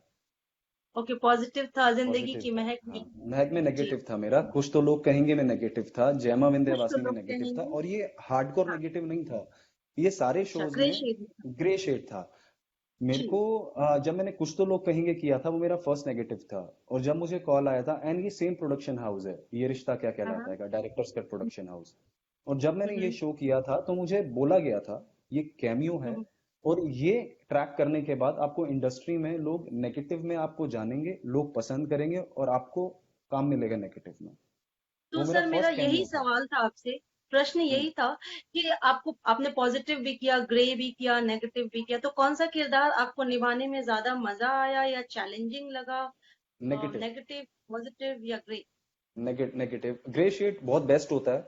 ग्रे शेड में क्या होता है, आपको एज एन आर्टिस्ट आपको खेलने का बहुत मौका मिलता है इमोशंस के साथ। जी, जैसे जी। कि जिंदगी की महक में मेरी एंट्री जो हुई थी प्रॉपर पॉजिटिव हुई थी। अनफॉर्चुनेटली वो शो ऑफ एयर चला गया। अगर वो शो चलता, जो मेरे को उस शो में एंट्री हुई थी, तो वो काफी लंबा, एक हीरो की सेकंड हीरो, एक ऑलरेडी हीरो था उसमें, तो मेरी एंट्री ऐसे हुई थी कि ग्रे शेड करके लास्ट में आपको एंड में प्रॉपर हम्म, मेन स्ट्रीम में करेंगे, और स्टार्टिंग में भी था। पर अनफॉर्चुनेटली वो हम्म, शो 2.5 से 3 महीने जब मैंने किया तो बंद हो गया। तो मौका मेरे को जी, बहुत अच्छा मिला था, स्टार्टिंग मेरी बहुत पॉजिटिव थी। धीरे धीरे कुछ हम्म। एपिसोड्स के बाद स्टार्ट होना शुरू हुआ कि ये तो कुछ और है, ग्रे शेड है। तो ग्रे शेड में आपको वेरिएशन बहुत मिल जाता है परफॉर्म करने का, आप तो पॉजिटिव सर भी आपने करते ये हैं। जिंदगी की महक, आपने जो हम्म किरदार किया जिंदगी की महक, पालमपुर एक्सप्रेस, प्यार की एक कहानी, हम्म जय हम्म माँ विध्वंसिनी, विक्रम बेताल, ये हम्म रिश्ता क्या कहलाता है, हम्म। तो इसमें आपको आपके जितने किरदार रहे हैं सबसे ज्यादा नजदीक कौन सा किरदार रहा है, मतलब आपके अपने चरित्र के, जिसे निभाना मेरे आपके लिए को पर्दे पर आसान रहा है? आसान तो देखिए, आसान कुछ भी नहीं हाँ। होता है, आपको ढलना पड़ता है उस कैरेक्टर में, और कुछ वक्त लगता है आपको कैरेक्टर में ढलने का। और मैं कभी अपनी चॉइस के अकॉर्डिंग, हमें कैरेक्टर्स नहीं मिलते हैं। जब हम्म, मैं 2009 में आया, मुझे पालमपुर एक्सप्रेस मिला। मैं हम्म, उस टाइम पे मैं 11th क्लास के स्टूडेंट का रोल प्ले कर रहा था, और प्रॉपर पंजाबी जट था वो, मोना जट। और मैं दिल्ली से हूँ। किस्मत ऐसी कि पहला शो ऐसा मिला जिसमें मेरे को अपने आप को पॉलिश करने का टाइम वो मिल गया। उसमें कैरेक्टर ही ऐसा था, मेरे को ज्यादा मदद कह रहा हूँ, मेहनत नहीं करनी पड़ी वॉइस हम्म, मॉड्यूलेशन में, एक्सेंट में, क्योंकि पंजाबी कैरेक्टर था। आप क्या होता है कि जहाँ से आप होते हैं, जो आपके रूट्स हैं, जी, वहाँ का एक्सेंट आपकी उसमें आता है। इवन जब इंग्लिश भी बोलते थे उसमें भी पंजाबी टोन आती थी। तो अभी तो वक्त हो गया हम्म। मुंबई में, तो धीरे धीरे सीख रहा हूँ और बदल रहा हूँ, काफी कुछ बदला भी है, जैसा कि बोला जाता है बदल गए हो पहले से। तो सारे मराठी शोज आई या मेरे नहीं काफी। आपको? मराठी आती है, सीख रहा मराठी हूँ। आई या नहीं? समझ, हाँ, सीख रहे? मराठी सीख रहा हूँ। हाँ, काफी हद तक आती है, बोल लेता हूँ, समझ लेता हूँ पूरी हम्म, मराठी। क्योंकि अच्छा। फ्रेंकली स्पीकिंग ये ऐसा नहीं है कि मैं यहाँ रह रहा हूँ और यही अब मेरी धर्म और कर्म भूमि है। तो जहाँ आप होते हो आपको वैसा ही वहाँ का रहना होता है। मेरा खान पान, सब चीजें अब यहीं महाराष्ट्र के हिसाब से होती हैं। क्योंकि जी, एटमोसफेयर में, जैसे कहते हैं ना, जैसा देश वैसा भेष होती बात। और जहां पर आप रह रहे होते हो वहां के आपको एटमोसफेयर की तरह आपको रहना होता है, जैसा वहां का होता है। वरना आप सरवाइव, फिजिकली सरवाइव नहीं कर पाओगे, आपके हेल्थ इश्यूज हो जाते हैं। तो आपको फॉलो करना पड़ता है। स्टार्टिंग में थोड़ी सी प्रॉब्लम होती है, क्योंकि जैसे वेदर का यहाँ पर होता है। I love Mumbai weather. मैं कहीं ट्रैवल करता हूँ मेरे को प्रॉब्लम होती है। और अभी ऐसा हो गया है, अगर मैं ट्रैवल कर रहा हूँ कहीं पर, तो मेरे को ये होता है मुंबई कब जाऊंगा मैं। हाँ, जी। तो यश जी आप अच्छा, कैरेक्टर की हम बात करें, मेरा सबसे, देखिए, सबसे लंबा शो मेरा जो चला है वो ये रिश्ता क्या कहलाता था। मैंने ऑलमोस्ट 3.5 4 साल किया शौर्य कैरेक्टर। और मेरा कैरेक्टर्स ऐसे होते हैं, मैं जब तक सेट पे हूँ तो मैं शौर्य हूँ, सेट से निकला तो मैं यश हो गया। आरुष करने में बहुत मजा आया था, बट उसमें उस हिसाब से मैं इतना लंबा था नहीं, तो एक्सप्रेस नहीं हो पाया, कर पाया अपने आप को अच्छे से, जो अंदर एक था कि हाँ मजा आ रहा है। मेरे सारे कैरेक्टर्स करीबी रहे हैं। प्यार की एक कहानी में यश मेरा। जी जैसे कि, हाँ, जी बोलिए। यश जी जैसे कि दफ्तर के काम होते हैं 9 से 5 का होता है, या जी स्कूल में स्कूल के जॉब होते हैं वो 7 से 1 होता है, 8 से 1 होता है, तो जो जैसे आप टीवी इंडस्ट्री की बात की जाए तो हम्म। उनका स्केड्यूल क्या होता है, टाइम टेकिंग कितना होता है, दिन के कितने घंटे आप देते हैं? देखिए, जब कोई नया शो होता है तो उसमें टाइम आवर्स ज्यादा लगते हैं, क्योंकि आपको शो सेटल करना होता है। 14 14 घंटे हम्म, भी शूट हो जाते हैं स्टार्टिंग में। क्योंकि सेटल 14 घंटे एक एक्टर के साथ नहीं होता, वहां पर शिफ्ट वाइज होते हैं। यानी कि एक एक्टर के साथ बाकी 10 से 12, अभी के अकॉर्डिंग जो अभी हमारे रूल्स हैं उसकी 10 घंटे की शिफ्ट होती है। तो दस हम्म, घंटे तो आपको होना ही है, नहीं तो हमारी 9 to 9 शिफ्ट तो होती थी। ऑफिस के फिर हम्म, भी आवर्स कम होते हैं। ऑफिस के जी, आवर्स फिर भी कम है, किसी और जॉब के भी आवर्स कम ही होंगे, बट हम जो शूट करते हैं, जी, क्योंकि इट डिपेंड्स आपका कैरेक्टर क्या है। अगर आपका मेन प्रोटोगेनिस्ट है, आपका मेन कैरेक्टर है, तो आपके सीन्स ज्यादा जी, होंगे। और जो डेली सोप है, हम्म, पहले मंडे टू फ्राइडे होते थे, अब मंडे टू सैटरडे हो गए हैं। एपिसोड्स भी बढ़ गए सैटरडे हैं। में, तो टाइम ड्यूरेशन बढ़ गई है। तो टाइम ऐसे ही होता है, 10 घंटे तो होते ही हैं। जी बिल्कुल। अ, अभिष अच्छा तो यश जी आपको you are the mister MTV face of the week in February 2019, जी सॉरी जी। 2009, नाइन। 2009, जी इस जी जी जी। यस 2009, इस एक्सपीरियंस के विषय में जरूर बात करें। और जो MTV, जो यंगस्टर्स जाना चाहते हैं ऐसे रियलिटी शोज में, या एक तरह से कह सकते हैं बहुत स्टाइलिश शो होगा, तो इसके विषय में जरूर बताएं, उनसे उन्हें जरूर गाइड करें। मैं मुंबई आया था एक्चुअली। ये जब मैं मुंबई आया था तो कुछ मीटिंग्स, जब मैं दिल्ली में मैं मॉडलिंग करता था। I used to be a fashion model. Fashion किया है मैंने वहाँ पर, विल्स इंडिया फैशन वीक भी किया है, कमर्शियल शोज किए हम्म, हैं, एड्स किए हैं। तो जब मैं दिल्ली में था, मुंबई आ रहा था, तो कॉन्टैक्ट्स जो कास्टिंग डायरेक्टर्स होते हैं, एडवर्टाइजिंग एजेंसीज होती हैं, तो कॉन्टैक्ट्स थे। तो मुंबई आया यहाँ पर, और ये जो आप देख रही हैं ये उस टाइम पे ऑनलाइन था ये ओके। ऑनलाइन कॉन्टेस्ट था। तो उस टाइम पे हम्म पिक्चर्स के उस पे था, जैसे कि अब बहुत ज्यादा हो गया, उस टाइम पे नहीं होते थे। हम्म मीटिंग हुई थी मेरी एमटीवी ऑफिस में, मीटिंग हुई थी, सब हुआ था, पर ये ऑनलाइन था उस टाइम पे। और वहीं पर ही पिक्चर्स क्लिक हुए थे, जो एक होता है। तो वहां पर और भी लोग आए हुए थे। तो अच्छा एक्सपीरियंस रहा। सबसे बेस्ट पार्ट थी, मेरे को आते ही यहाँ पर MTV face of the week हो गया था। मेरे को बेनिफिट ये हुआ था कि अपडेट हो गया था हर जगह पे। एक मेरे लिए न्यू जर्नी थी एक्टिंग, मेरे लिए एक नया स्टेप था, क्योंकि मॉडलिंग डिफरेंट है। लोग मिक्स कर देते हैं मॉडलिंग और एक्टिंग को। एक्टिंग अलग है, जी मॉडलिंग अलग है। अलग अलग जी है, इंडस्ट्री इंडस्ट्री एंटरटेनमेंट इंडस्ट्री है, बट दोनों अलग अलग डिपार्टमेंट हैं। एक्टिंग अलग डिपार्टमेंट है, मॉडलिंग अलग है। तो मेरे लिए एक नई शुरुआत थी, और मुझे ऐसा एक मुकाम मिला, एक अपॉर्चुनिटी मिली, मेरा नाम वहां पर आया ऐसे, तो मेरे को बेनिफिट हुआ। प्रोफाइल, क्योंकि स्टार्टिंग में जब हम नए होते हैं हम अपना प्रोफाइल बनाते हैं, तो हम्म इससे मुझे ये बेनिफिट हुआ था। मैं पालमपुर का अपना शूट महाबलेश्वर में कर रहा था, तो मुझे एड्स के कॉल आने स्टार्ट हो गए। एक आपने यूटीआई कई म्यूचुअल एड्स भी फंड। किए हैं जी आप, जी जी यश जी, आपने कई एड्स जी भी किए हैं। जी। जी तो मैं महाबलेश्वर में शूट कर रहा था, तो एक यूटीआई म्यूचुअल फंड का एड था। मुझे एजेंसी से कॉल आया, उन्होंने बोला हम आपके साथ शूट करना चाहते हैं इस डेट को। आई रिमेम्बर 28 को। तो मैंने कहा मेरा शूट है, मैं 31 को आपके साथ शूट कर सकता हूँ। तो उसमें मीटिंग कुछ नहीं करनी पड़ी थी मुझे, जी डायरेक्ट मैं शूट पे गया। तो ये बेनिफिट हुआ मुझे। MTV face of the week जब बना, मेरा प्रोफाइल अच्छा हो गया था।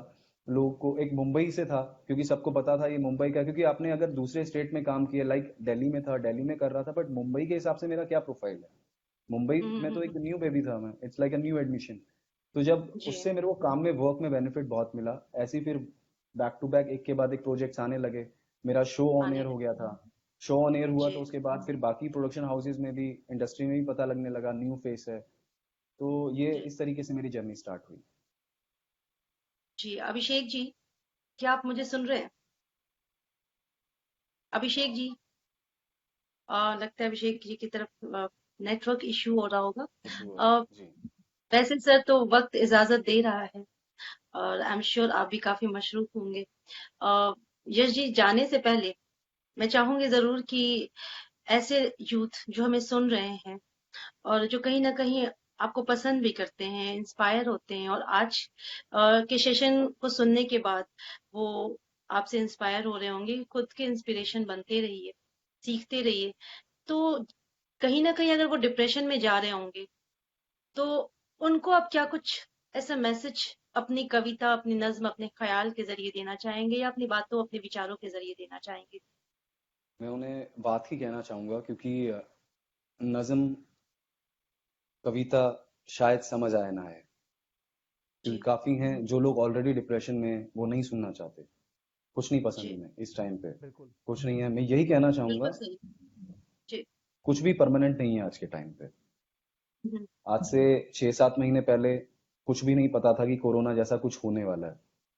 तो जब नहीं पता था, तो ये टाइम भी जाएगा। अगर आप इन हालात की वजह से है, पता है, काफी पेट का सवाल है। लोग अपनी जान को हम्म जोखिम में डाल के अब काम के लिए भी निकल रहे हैं। जिनकी जेबें भरी हम्म हैं, उनको डर लग रहा है, जिनकी खाली है वो बाहर निकल रहे हैं। उनके लिए कोरोना कुछ नहीं है, क्योंकि परिवार को पालना है। हर किसी की सिचुएशन कोई नहीं समझ सकता। जो इंसान फेस कर रहा है उसी को पता है।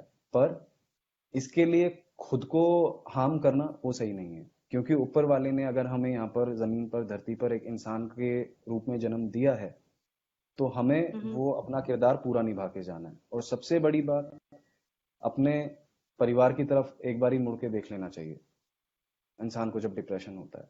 आपके माँ बाप हैं, बिल्कुल। भाई बहन हैं, वाइफ हैं, जी बच्चे हैं। अगर बच्चे हैं तो अपने परिवार को देख सकते हैं। हर किसी चीज का सॉल्यूशन है। बातों से होता है, बिल्कुल। प्यार से होता है। कभी गुस्से में कोई चीज क्लियर नहीं होती है, हर चीज का सॉल्यूशन होता है। बट हाँ, कुछ ऐसे हालात होते हैं, इंसान अपनी हिम्मत हार जाता है। पर मैं वो हम्म यही कहूंगा कि हिम्मत नहीं हारनी है। प्यार कीजिए अपने आप से। प्यार सिर्फ गर्लफ्रेंड बॉयफ्रेंड का नहीं होता, पति पत्नी का नहीं होता। बिल्कुल। अपने से प्यार करके देखिए, अपने लिए जिए, अपने लिए जीना शुरू कीजिए। अपने को जो पसंद है वो करो। अगर आप वर्कआउट नहीं करते हैं, मन नहीं कर रहा, मत करो। क्या होगा, खाओ जितना खाना है। मैं ये मानता हूँ, क्योंकि होता है ना कि नहीं, वर्कआउट नहीं किया, डिप्रेशन, हर छोटी छोटी बात को दिमाग में ले लेते हैं। छोटी हम्म। छोटी चीजों को, ये हो गया। जी दुनिया कहते हैं कि जिंदगी बहुत छोटी है, जिंदगी बहुत बड़ी है, पर देखा जाए तो वक्त जी का पता नहीं चलता कब हो गया।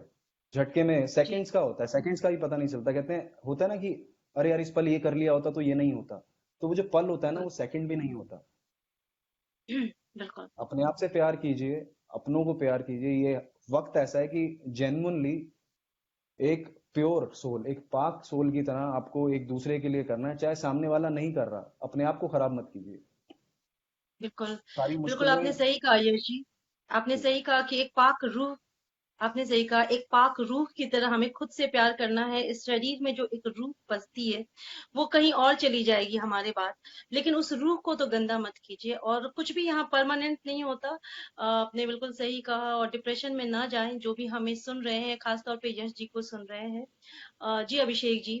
अ, जी बिल्कुल बिल्कुल। काफी कुछ बातें आपने पूछी, काफी कुछ सवालों के जवाब यश केरा भाई ने दिए। और हम फॉर्चुनेट हैं कि हमारे बीच में ऐसे लोग हैं जो शोबिज में भी रह के, जो अंदर से हैं वही बाहर हैं। और वो, जैसा यश भाई ने खुद ही कहा कि when I look towards someone to have inspiration then I see myself. और ये बहुत जरूरी हम्म है कि खुद से इंस्पिरेशन लेना, खुद से इंस्पायर होना। बिकॉज कहा भी जाता है कि जो जिस इंसान को आप शीशे में हर रोज देखते हैं, उसी से आपका कंपटीशन है, और वही इंसान आपको इंस्पायर कर सकता है। और जो हम जी। पिछले कल थे, उससे बेहतर आज बने। और ओशिन, मैं आपको एक बात बताना चाहूंगा यश भाई के बारे में, कि जब यश भाई बॉलीवुड में आए 2009 में, उसमें मतलब मुंबई शिफ्ट होने से 3 साल पहले वो ऑलरेडी सैफ अली खान साहब के साथ ऐड कर चुके थे। मॉडलिंग में दिल्ली जी सर्किट में एक बहुत बड़ा नाम था यश भाई का। बहुत बहुत बहुत सारे, इनफैक्ट शायद 100+ इन्होंने एड शूट्स किए और एब्सोल्युटली। बड़े बड़े एड कैंपेन्स का हिस्सा रहे। तो वो जो जर्नी है यश जी भाई, वो कैसी रही? क्योंकि लास्ट टाइम जब हमारी गुफ्तगू हुई थी बॉलीवुड डायरीज में, तो बड़ी जी। जो बातें थी वो खूब सारी निकल के आई थी, कि जो स्कूल कॉलेज टाइम में एग्जाम से कैसे आप। तो जी मैं जी चाहूंगा जी कि जी। दर्शकों के सामने आज फिर से वो बात सामने आए कि कैसे ये शुरुआत हुई। हाँ, जैसे मैंने आपको बताया कि पहले तो मैंने काफी छोटी एज में बोला कि मुझे तो मॉडलिंग करनी है। तो घर वालों को टेंशन हो गई, क्या करने को बोल रहा है ये, कैसे करेगा, क्योंकि फैमिली बैकग्राउंड कुछ ऐसा है नहीं। और आपको पता है कि अभी जो हालात हैं, अभी तो क्लियर पिक्चर हो चुकी है कि कैसा है क्या है। और उनको ये इनसिक्योरिटी थी कि अगर नहीं बना कुछ तो हर कोई थोड़ी बनता है। बोल हर कोई देता है ना बड़े बड़े नाम, ये यहाँ से दिल्ली से गए थे तो बड़े स्टार बन गए। तो हम्म इनसिक्योरिटी थी। उन्होंने बोला अपनी पढ़ाई पूरी करो, पहले पढ़ाई तो करनी थी, ऐसा तो नहीं था पढ़ाई छोड़ के जाना है। तो उसके लिए फिर डीजेइंग स्टार्ट करी, क्योंकि पोर्टफोलियोज बनते थे उस टाइम पे 15-20 हजार 25 हजार के। बड़े भाई डीजे हैं, तो इनडायरेक्टली उन्होंने मुझे बोल दिया कि डीजेइंग करोगे।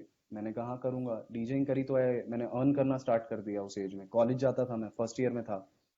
सेकेंड कॉलेज में फिर मैंने मॉडलिंग स्टार्ट कर दी। कल्चरल टीम होती है हमारे कॉलेज के, फैशन टीम थी। फर्स्ट ईयर उसमें मैंने वॉक किया as a model. Second year मेरे को अपनी फैशन टीम का हेड बना दिया। और फाइनल ईयर हम्म में जैसे आया तो फिर पोर्टफोलियो बनवा लिया मैंने अपना। मॉडलिंग स्टार्ट करी और किस्मत अच्छी थी ऊपर वाले के रहमो करम से। पोर्टफोलियो बनाते ही विद इन अ वीक मुझे मेरा पहला कैंपेन मिल गया, जो नेशनल वाइड था, पूरे इंडिया में लगा, एनआईटी के क्या लिए। बात बैक टू क्या बैक बात काम मिलना शुरू हुआ। फिर कुछ कमर्शियल रैम शोज होते हैं प्रोडक्ट्स के लिए। नेस्ले लाइट एक चॉकलेट आई थी, उसका मिला। फिर मैं हम्म लखनऊ गया था। सहारा शहर में मिस्टर एंड मिस लखनऊ था, उसमें प्रोफेशनल मॉडल्स बुलाए थे। मुंबई से थे, हम्म दिल्ली से मैं अकेला मॉडल था। तो ये दौर चलता रहा। 2008 आया, फैशन वीक कर लिया। फैशन वीक जब कर लिया, कुछ वॉक किया मैंने डिजाइन के लिए, तो उसके बाद ये था व्हाट नेक्स्ट। अब क्या हम्म करूं, एड्स कर लिए, कमर्शियल एड्स कर लिए। और 2008 में ही मैं दिल्ली में था, मुझे मुंबई से कॉल आया था शेवरले एवियो के लिए, जो सैफ अली खान क्या साहब के साथ था। और उनके जो फोटोग्राफर थे डीओपी डब्बू रत्नानी साहब थे। और हम्म उस टाइम पे मैं नया था। तो मुझे मुंबई आके पता चला कि मैं किन के साथ शूट कर रहा हूँ। और आज कभी सोचता हूँ, मैंने उस टाइम सोचता हूँ कि मैंने 2008 में काम किया उनके साथ। इतनी बड़ी शख्सियत हैं डब्बू रुकनानी साहब। सैफ अली खान तो ऑब्वियसली सब जानते हैं, जो इस इंडस्ट्री में हैं वो सब जानते हैं डब्बू रुकनानी साहब को। जो नहीं है शायद कुछ एक होंगे ऐसे, क्योंकि ऐसा नहीं है, क्योंकि इनके कैलेंडर शूट्स बॉलीवुड सेलिब्रिटीज के साथ आते रहते हैं। तो बिल्कुल मेरे लिए बहुत बड़ी अपॉर्चुनिटी। तो फिर प्लान किया। ये मॉडलिंग दौर बहुत अच्छा रहा है। एक होता ना, एक टीन एज टाइप थी, ग्रोइंग एज थी उस टाइम पे। तो मजा आया था बहुत करने में। शूट्स होते थे, कैंपेन शूट्स होते थे, और दिल्ली का माहौल अलग था। वहाँ पर कमर्शियल है पूरा, वहाँ पर कमर्शियल एंड फैशन होता है मोस्टली। दिल्ली में एक्टिंग बहुत रेयर है। नोएडा फिल्म सिटी में कुछ शूट्स होते थे एड्स के, मैं जाता था, हमारी बात भी हुई थी पीछे। तो वहाँ की हम्म, दिल्ली में एक शो साइन किया था मैंने, कास्टिंग दिल्ली में ही हुई थी।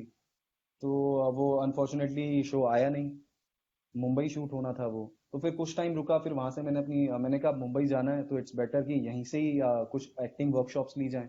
मुंबई जाके सीधा काम करूंगा।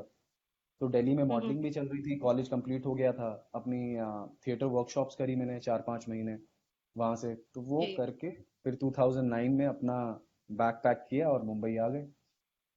इसका मतलब आपको कहीं ना कहीं मुंबई ने खुद बुलाया। आप जैसे यूथ जाते हैं बैग पैक करके, लेकिन पहले आपको मुंबई ने बुलाया, फिर जी आपके हाँ, जहन में ये ख्याल आया कि चलो मुंबई चलते हैं। मुंबई तो आना ही था। मुंबई वो तो तो आना एक ही था। मुंबई तो आना ही था क्योंकि लेकिन एक्टिंग जैसे करने। डब्बू जी के, जी, हाँ जी, जी जी जी। जैसे आपने वो तो सैफ मेरे अली साथ खान के फिल्मी सीन साथ हुआ, जी के मेरे साथ। साथ वो मेरे साथ तो फिल्मी सीन हुआ था। मेरा अच्छा, कॉल डाइवर्ट था मेरे लैंडलाइन पे, और मेरे अच्छा, कॉल बजा। मैं जी, शावर के लिए जा रहा था, मेरी मॉम ने फोन पिक किया, तो बोला जी, फोन है तुम्हारा।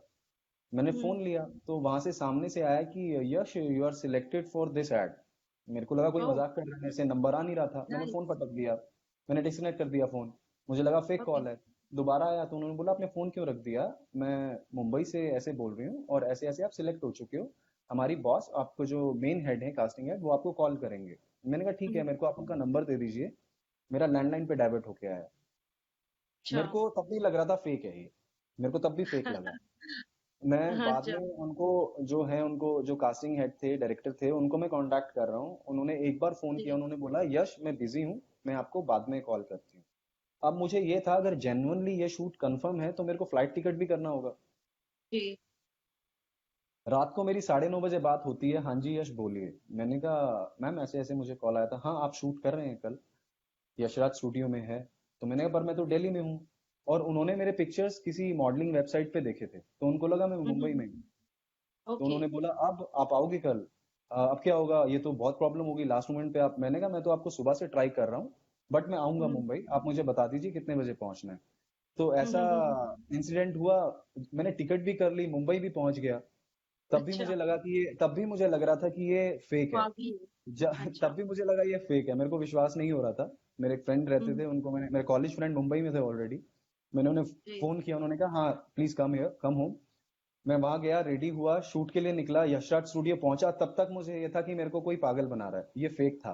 मैं अच्छा, रिस्क लेके आ गया। अच्छा, पर जैसे ही मैं अच्छा, एंट्रेंस पे पहुंचा तो वहां पर मुझे गार्ड ने बोला सर शूट के लिए आए हैं। मैंने कहा, कहते फर्स्ट फ्लोर पे शूट है। आई अरे वाह। गॉट कंफर्म कि हाँ ये शूट है, वरना मैं मुंबई भी पहुंच गया था। इस धोखे में शायद किसी ने मेरे साथ मजाक किया है। लेकिन यश जी, तब आप तो खासे तनाव में होंगे, लेकिन अब जब पीछे बहुत, मुड़कर आप देखते होंगे तो ये एक मजेदार वाकया, जैसे जी, अभिषेक जी ने भी कहा, बहुत एक हंसी आती मजेदार है, वाकया बहुत हंसी आती है। थे। जी जी जी। जी, अभिषेक जी, क्या आप मेरी आवाज बहुत सुन पा बहुत रहे हैं? सारे मजेदार वाकये हैं ओशिन जी। बिल्कुल मैं जी, सुन पा रहा हूँ, मैं बोल रहा हूँ बहुत सारे मजेदार वाकया हैं यश भाई के पास। और मुझे वो वाकया जी, याद आ रहा है यश भाई, वो जो कॉलेज कॉलेज वाला सीन हुआ था, एग्जाम वाला, एंड यू गॉट जी अरे एक, हाँ, जो आपको एक अपॉर्चुनिटी मिली मेरे थी। को हाँ। गारमेंट शूट मिला था। मैं, भाई ने याद दिलाया। हुआ ये था, मेरा फाइनल ईयर का एग्जाम था, 2007 की बात है। मुझे हम्म, चंडीगढ़ 17 सेक्टर में बेनेटन की ओपनिंग थी, हम्म, बेनेटन स्टोर की। और वहां पर बेनेटन के जो ऑनर हैं, डायरेक्टर एलेक्जेंडर बेनेटन, वो आ रहे थे। तो मुझे किसी ने बोला कि वो शो है, और मेरे फाइनल ईयर के एग्जाम थे कॉलेज में। मैं इतना क्रेजी था उस टाइम पे, मैंने एग्जाम नहीं दिया और मैं चंडीगढ़ चला गया था शो करने के लिए। हम्म, वो अच्छा, वो बड़ा करके मैं, वाकया, बड़ा हाँ, मस्त। और ये ये तो करके मैं आ गया। उसके बाद मेरे को याद है बिजनेस का मेरा एग्जाम था। ये मेरा इंग्लिश का एग्जाम था। उसके 5-6 दिन अच्छा, बाद मेरा बिजनेस का एग्जाम था। घर पे नहीं बोला मैंने कुछ, उन्होंने कहा, हम्म, मैंने बोला हाँ छुट्टी है। तो फिर मैं कॉलेज आया हूँ, मेरा बिजनेस नहीं, मेरा अकाउंट्स का एग्जाम था। ढाई हम्म, बजे का पेपर था। मैं कॉलेज में 2:30 या 3:30 बजे का पेपर था मेरा। मैं क्लासरूम जी, के बाहर बैठा हुआ हूँ क्लास में जाने के अच्छा, लिए। हम्म, तो मेरे को कॉल आता है कि एक गारमेंट शूट है दिल्ली में। बड़ा ब्रांड था कोई, गुजराल अच्छा, से पता नहीं कौन सा ब्रांड था। मैंने कहा हाँ करते हैं। मैंने, कितने बजे है, बोला 3:30 बजे है। हम्म, मैंने कहा ओके। मैंने बोला, मेरे कहा बड़ा ब्रांड है, कर लेता हूँ। हम्म, कॉलेज में एग्जाम था, मैंने कहा 2 महीने बाद दोबारा होते हैं, ईआर के दे दूंगा। अभी कहाँ जाना है कहीं। वो उस टाइम मेंटेलिटी, बच्चा दिमाग था और क्रेज था मेरे को करना है। तो एग्जाम स्टार्ट होने वाला था, प्रोफेसर आई, तो मैंने बोला, वो कॉलेज में सब जानते थे, I started doing modelling professionally, पहले तो कॉलेज में ही करता था कल्चरल टीम के लिए, तो कॉलेज में सबको पता था। तो मैंने मैम को बोला, मैम ऐसे एक शूट आ गया है। तो मैम ने कहा तो फिर एग्जाम दे के जाओ। मैंने कहा अभी है। तो उन्होंने मुझे बोला कि अगर आप जा रहे हो, ये सोच रहे हो कि रोल नंबर लिख के जाओगे, तो मैं आधे घंटे से पहले नहीं जाने दूंगी, या तो आप ऐसे ही चले जाओ। मैंने कहा मैम एब्सेंट लग जाएगी फिर। तो वो उस एग्जाम में भी मैं अपना अंदर चला गया था, रोल नंबर मैंने फिल किया, आधा घंटा बैठा और वो छोड़ के मैं चला गया था एग्जाम वो शूट करने के लिए। हेलो। ये वाकया बहुत ये इंस्पायर करता है ये एक्चुअली। ये और कई फिर लोगों उसके को बाद लगेगा भाई कि गलत था, ये गलत था। उसके बाद हुआ ये कि रिजल्ट आना था, और मेरी मुंबई की प्लानिंग 2008 में थी, और ये मैं 2007 में काम कर ओके रहा था सारे। तो ओके भाई घर में ओके पूछा मेरा रिजल्ट का क्या हुआ। मैं मॉडलिंग पीक लेवल पे कर रहा था उस टाइम पे, बैक टू बैक डीजेइंग भी स्टार्ट थी मेरी, आउट ऑफ दिल्ली भी जाता था मैं, गुवाहाटी असम में 3 साल लगातार असम भी गया हूँ न्यू ईयर इवेंट के लिए as a DJ, okay. Modelling के लिए भी काफी शहर घूमता था, ऑल ओवर घूम रहा था मैं उस टाइम पे। तो घर पे बोला हम्म रिजल्ट कहाँ है, हम्म। रिजल्ट आना था तेरा, तो हम्म, मैं हंस दिया। जी। ओह। घर पे पूछा मेरे मार्कशीट कहाँ है, रिजल्ट कहाँ है, मैंने जी। हंस दिया। तो मेरे को घर से ये आया, तो अब आप अच्छा। मुंबई नहीं जाओगे जब तक आपकी ग्रेजुएशन पूरी नहीं ओहो होती और ओहो। आगे डिग्री नहीं होती, क्योंकि डिग्री भी थी अच्छा। आगे, 2 साल की डिग्री भी थी। तो कह रहे हैं मुंबई नहीं हाँ हाँ। जाओगे आप अगर आपने नहीं दी तो। हम्म, जी। तो मेरे लिए वो हंसी वहीं पर रुक गई। मैंने कहा ये तो गलत हो गया। फिर मेरे को रियलाइज हुआ, कि क्या ये गलती हो बच्चा गई है। ये हरकत करने के डिग्री। बाद मेरे साथ इतना बड़ा प्रोजेक्ट मैंने लूज किया, आपको मैं नहीं बता सकता। ये मैंने कर दिया 2008 में, मेरा एग्जाम था जो ईआर के एग्जाम थे, आई स्टिल रिमेम्बर। और क्या होता है लिटरेचर जब आप पढ़ लेते हो ना, तो 2 बार पढ़ चुका था, जब थर्ड टाइम आया मैंने कहा इस बार अगर एग्जाम नहीं दिया तो मैं पागल हो जाऊंगा। इतना वो लिटरेचर की एक बुक को मैं इतना पढ़ चुका था। मेरा एग्जाम था आई थिंक 18 मार्च या कुछ ऐसी डेट था, और 20th मार्च का मेरे को एक शूट मिला था टोरंटो में, एक सेवी इंटरनेशनल करके एडवर्टाइजिंग एजेंसी थी, और एशियन मॉडल में उन्होंने मेरे को साइन किया था, और मेरा एग्जाम भी था और वहाँ शूट भी था। और वो ऐसी सिचुएशन थी, अगर मैंने 2007 में अपने एग्जाम दिए होते तो मैं टोरंटो जाके वो शूट कर लेता, क्योंकि मैंने एग्जाम नहीं दिए थे, यहाँ पर शूट कर लिया, पढ़ाई छोड़ के मैं निकल गया था एक बचपनी हरकत में, तो मेरे से वो बड़ा प्रोजेक्ट छूटा था। और मैं यही कहना चाहूंगा, मैंने ये बचपने में की है जो मुझे मिस्टेक लगती है, क्रेजी था, पर बाद में यही हुआ कि अगर मैंने टाइम टू टाइम अपनी पढ़ाई उस टाइम पे एग्जाम दे लिए होते, तो शायद बाद में वो बड़ा प्रोजेक्ट मैंने कर लिया होता। और कहते हैं ना सब किस्मत का होता है, लिखा होता है, यहाँ पर ये लिखा नहीं था, मैंने खुद चूज किया था वो। लेकिन यश जी, ये भी बात होती है कि आपकी शिक्षा, आपकी डिग्री भी जरूरी होती बहुत है। जरूरी आपके है, जो बहुत जरूरी स्किल है। है, जब आपके स्किल काम नहीं आएंगे तब आपकी डिग्री काम आएगी। जब आपकी जी। डिग्री काम नहीं आएगी तब आपके स्किल से आप पैसे कमा सकते हैं। तो सूरत हाल दोनों में ही कमाने आपको जरूरी है मेहनत मैम, करना और सही वक्त कमाने की पर। बात तो कमाने की बात तो बहुत बात की है आपकी। जी। जब आप पढ़े लिखे होते हैं, जब एक अच्छे स्कूल से एक जो स्कूलिंग होती है हमारी, जो हम पढ़े जी। होते हैं ना, वो हमें दिखाता है कि हम किस तरीके के इंसान हैं, क्योंकि आपकी जो बिल्कुल। शिक्षा होती है वो बिल्कुल दिखाती है आप यश किस जी। तरीके के इंसान हैं। तो बिल्कुल, मैं भी हमेशा इसलिए यही कहती हूँ कि जी, मैं भी हमेशा यही कहती हूँ कि शिक्षा से संस्कार आता है। और अपनी शिक्षा, अपनी डिग्री हमेशा हमेशा जरूर पूरी करनी चाहिए। वो जी, आपकी शख्सियत में निखार। जी। तो हुआ फिर, इसलिए मैं एक साल लेट आया। वैसे मुझे 2009 2008 में आना था, तो 2007 में मेरे को लगा बड़े ब्रांड्स हैं, मैं कर लेता हूँ। तो उन बड़े ब्रांड्स के चक्कर में मैं एक साल लेट हो गया मुंबई, पर ठीक है, देर आए दुरुस्त आए। वही टाइम लिखा था शायद मुंबई आने का 2009 में। तो अच्छा रहा सफर, मॉडलिंग का भी सफर अच्छा रहा, और अभी जो चल रहा है ये भी अच्छा है, और उम्मीद है आगे भी अच्छा ही होगा। बिल्कुल यश भाई। और उस दिन ये वाली जो घटना है ये मुझे पता नहीं चली थी। So I was having this thing, एक हर इंसान के अंदर एक जो टीनेजर छुपा होता है कहीं ना कहीं। हाँ हाँ हाँ, वो आई था। वाज हैविंग लाइक भाई वो मैं वो बिल्कुल। सो एक्सप्रेस नहीं कर सकता, वो एक्सप्रेस नहीं कर सकता मैं, क्योंकि बहुत फूलिश थी उस टाइम के लिए, बहुत मस्ती थी। घर पे बताया नहीं, भाग गया। टीचर मेरे से, प्रोफेसर मुझे बोल रहे हैं एग्जाम नहीं दोगे, शूट पे जाओगे। मैंने कहा हाँ शूट है ना मेरा, आई वाज लाइक शूट है ना मेरा, तो बाद में नहीं होगा। मैंने मैम पेपर तो बाद में हो जाएगा, पर शूट कहाँ होगा बाद में, वो तो ब्रांड निकल जाएगा हाथ से। So I was saying this to her. तो जब मैंने बाद में मैं कॉलेज गया, तो मैम जी। हमेशा लिटरली, मैं 2 साल पहले भी अपने कॉलेज गया था, तो मेरे को देख के हंसे थे वो, कहते याद है क्या किया था। मैंने मैम कभी नहीं भूलने वाला मैं। और लिटरली मैं अपने कॉलेज प्रोफेसर मेरे फेसबुक पे भी मेरे साथ जुड़े हुए हैं। आई एम ब्लेस्ड कि मेरे को ऐसे प्रोफेसर मिले मेरे को कॉलेज में। बिल्कुल यश जी, शायद मैं आवाज के जरिए आप तक पहुंच रही हूँ, बट जी जी यादें तो याद रह जाती हैं। और अब जब पीछे मुड़कर हम देखते हैं तो वो मजेदार लगती हैं। और उस जी वक्त आप कितने स्ट्रेस से गुजर रहे होंगे, कभी एग्जाम दो, कभी शूट का जी सोचो, जी जी शूट छोड़ो, एग्जाम, मम्मी पापा को खुश करो, खुद के लिए जी एक करियर बनाओ। तो काफी टेढ़ा मेरा रास्ता संघर्षपूर्ण रहा होगा, आई एम श्योर। और लेकिन आज ये किस्सा मजेदार लगता है। अभिषेक जी, हम अब यश जी से बातें करते वक्त वक्त कैसे निकल रहा है और ये याद के रूप में हमारे जहन में कैद होते जा रहा है, यश जी की बातें।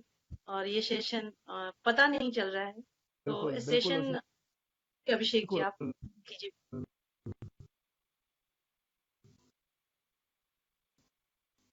जी। अ, Abhishek Abhishek ji, hello. I think network issue है।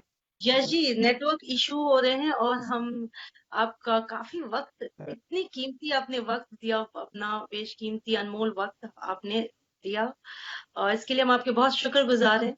और मैं मैं चाहूंगी भी यश जी कि जाते जाते अपना कोई ख्याल, अपनी कोई नज्म हमें सुनाएं, और उसके बाद अ, हमसे विदा लें। ये अलविदा। हमारे लिए जी मीठी जी जी बात होगी बहुत बहुत अगर हम शुक्रिया। कोई ख्याल मुझे भी सुनकर बहुत विदा अच्छा लें। लगा। जी जी जी मेरे को भी बहुत अच्छा लगा आज लाइव आकर आप लोगों से और ऑडियंस से रूबरू होके। उम्मीद है सबको पसंद आया होगा और मैं और इसी चाहूंगी तरीके से आप अपने किसी ख्याल से इस सेशन को अंत करें, यश जी। मोहब्बत मोहब्बत सबसे बेहतरीन होती है। मोहब्बत के साथ इसका अलविदा कहते हैं, क्योंकि अलविदा भी जो कहेंगे दोबारा मिलने के लिए अलविदा कहेंगे। ये कुछ इस तरह है, एग्जैक्टली। कुछ लफ्ज मेरी कलम से। जी बिल्कुल। शुरू करें अभिषेक भाई? जी और जी। जाएंगे। जी। ये मेरी दिल के सबसे करीब है जो, और हम्म, ये मेरी सबसे पहले लिखी थी, और मैं मोस्टली इसका जिक्र जरूर करता हूँ जब भी मैं लाइव होता हूँ, क्योंकि मेरे दिल के बहुत करीब है ये। शुरू करता हूँ इस जी तरह है कुछ। जी इनायत। लिखते हर लफ्ज में जो तेरी याद थी मोहतरमा, वो मेरी कयामत की रात थी। हम्म, इश्क था रूहानी मेरा, पर तू क्यों जान के भी अनजान थी। लिखते हर लफ्ज में जो तेरी याद थी।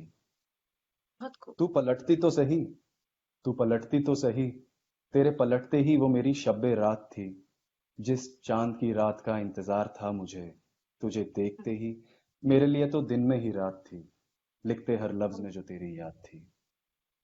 वाह। मेरा बहुत मेरा कलम से जो रिश्ता वो समंदर की गहराई से भी गहरा। मेरा कलम से जो रिश्ता वो समंदर की गहराई से भी गहरा। तेरा कसूर नहीं इसमें, ये तो वक्त ने जो मारी लात थी। इश्क में खुद की रूह को नीलाम कर बैठे, देखी जो तुझ में कोई बात थी। लिखते हर लफ्ज में जो तेरी याद थी। लिखते हर लफ्ज में जो तेरी याद थी। बहुत खूब, बहुत खूब यश जी, बहुत खूबसूरत आपने लिखा। और बहुत बहुत शुक्रिया। शायद अभिषेक जी के नेटवर्क में इशू है। जी और जी जी अ, बहुत बहुत शुक्रिया यश जी, आपने अपना इतना अनमोल वक्त दिया हमें, अपने विचारों को साझा किया। और खास तौर पे राहत इंदौरी साहब का आज निधन हो गया है, जी और जी उस जी पर भी आपने काफी बातें की, और हमने उनको याद किया, एक तरह से उनको ट्रिब्यूट दिया ये पोएटिक ट्रिब्यूट आत्मा के दिया। मंच जी से। जी बहुत बहुत शुक्रिया यश जी। और मैं चाहूंगी कि आप अपने आने वाले प्रोजेक्ट के साथ फिर से हमारे पोएटिक जरूर। आत्मा के प्लेटफॉर्म पे आए, और अपने विचारों को, और आपकी किताब खास तौर पर, आपकी किताब जरूर जरूर जल्द से जल्द पब्लिश हो और हम लोगों को पढ़ने को मिले यश जी। जी जरूर, यहाँ बस आने के प्यार लिए बनाए रखें। और आपका भी धन्यवाद, आप सबका जो लोग देख रहे हैं पोएटिक जी आत्मा के द्वारा, किसी भी जिस भी पेज पर देख रहे हैं, आप अपना प्यार इसी तरह बनाए रखें। सब खुद से जरूर प्यार करें। हर कोई कहता है कि सबसे प्यार करिए, प्यार बांटते चलिए, पर अपने आप से प्यार करना ना भूलें, क्योंकि आप अपने आप से प्यार करेंगे तभी आप किसी को प्यार दे पाएंगे और प्यार कर पाएंगे।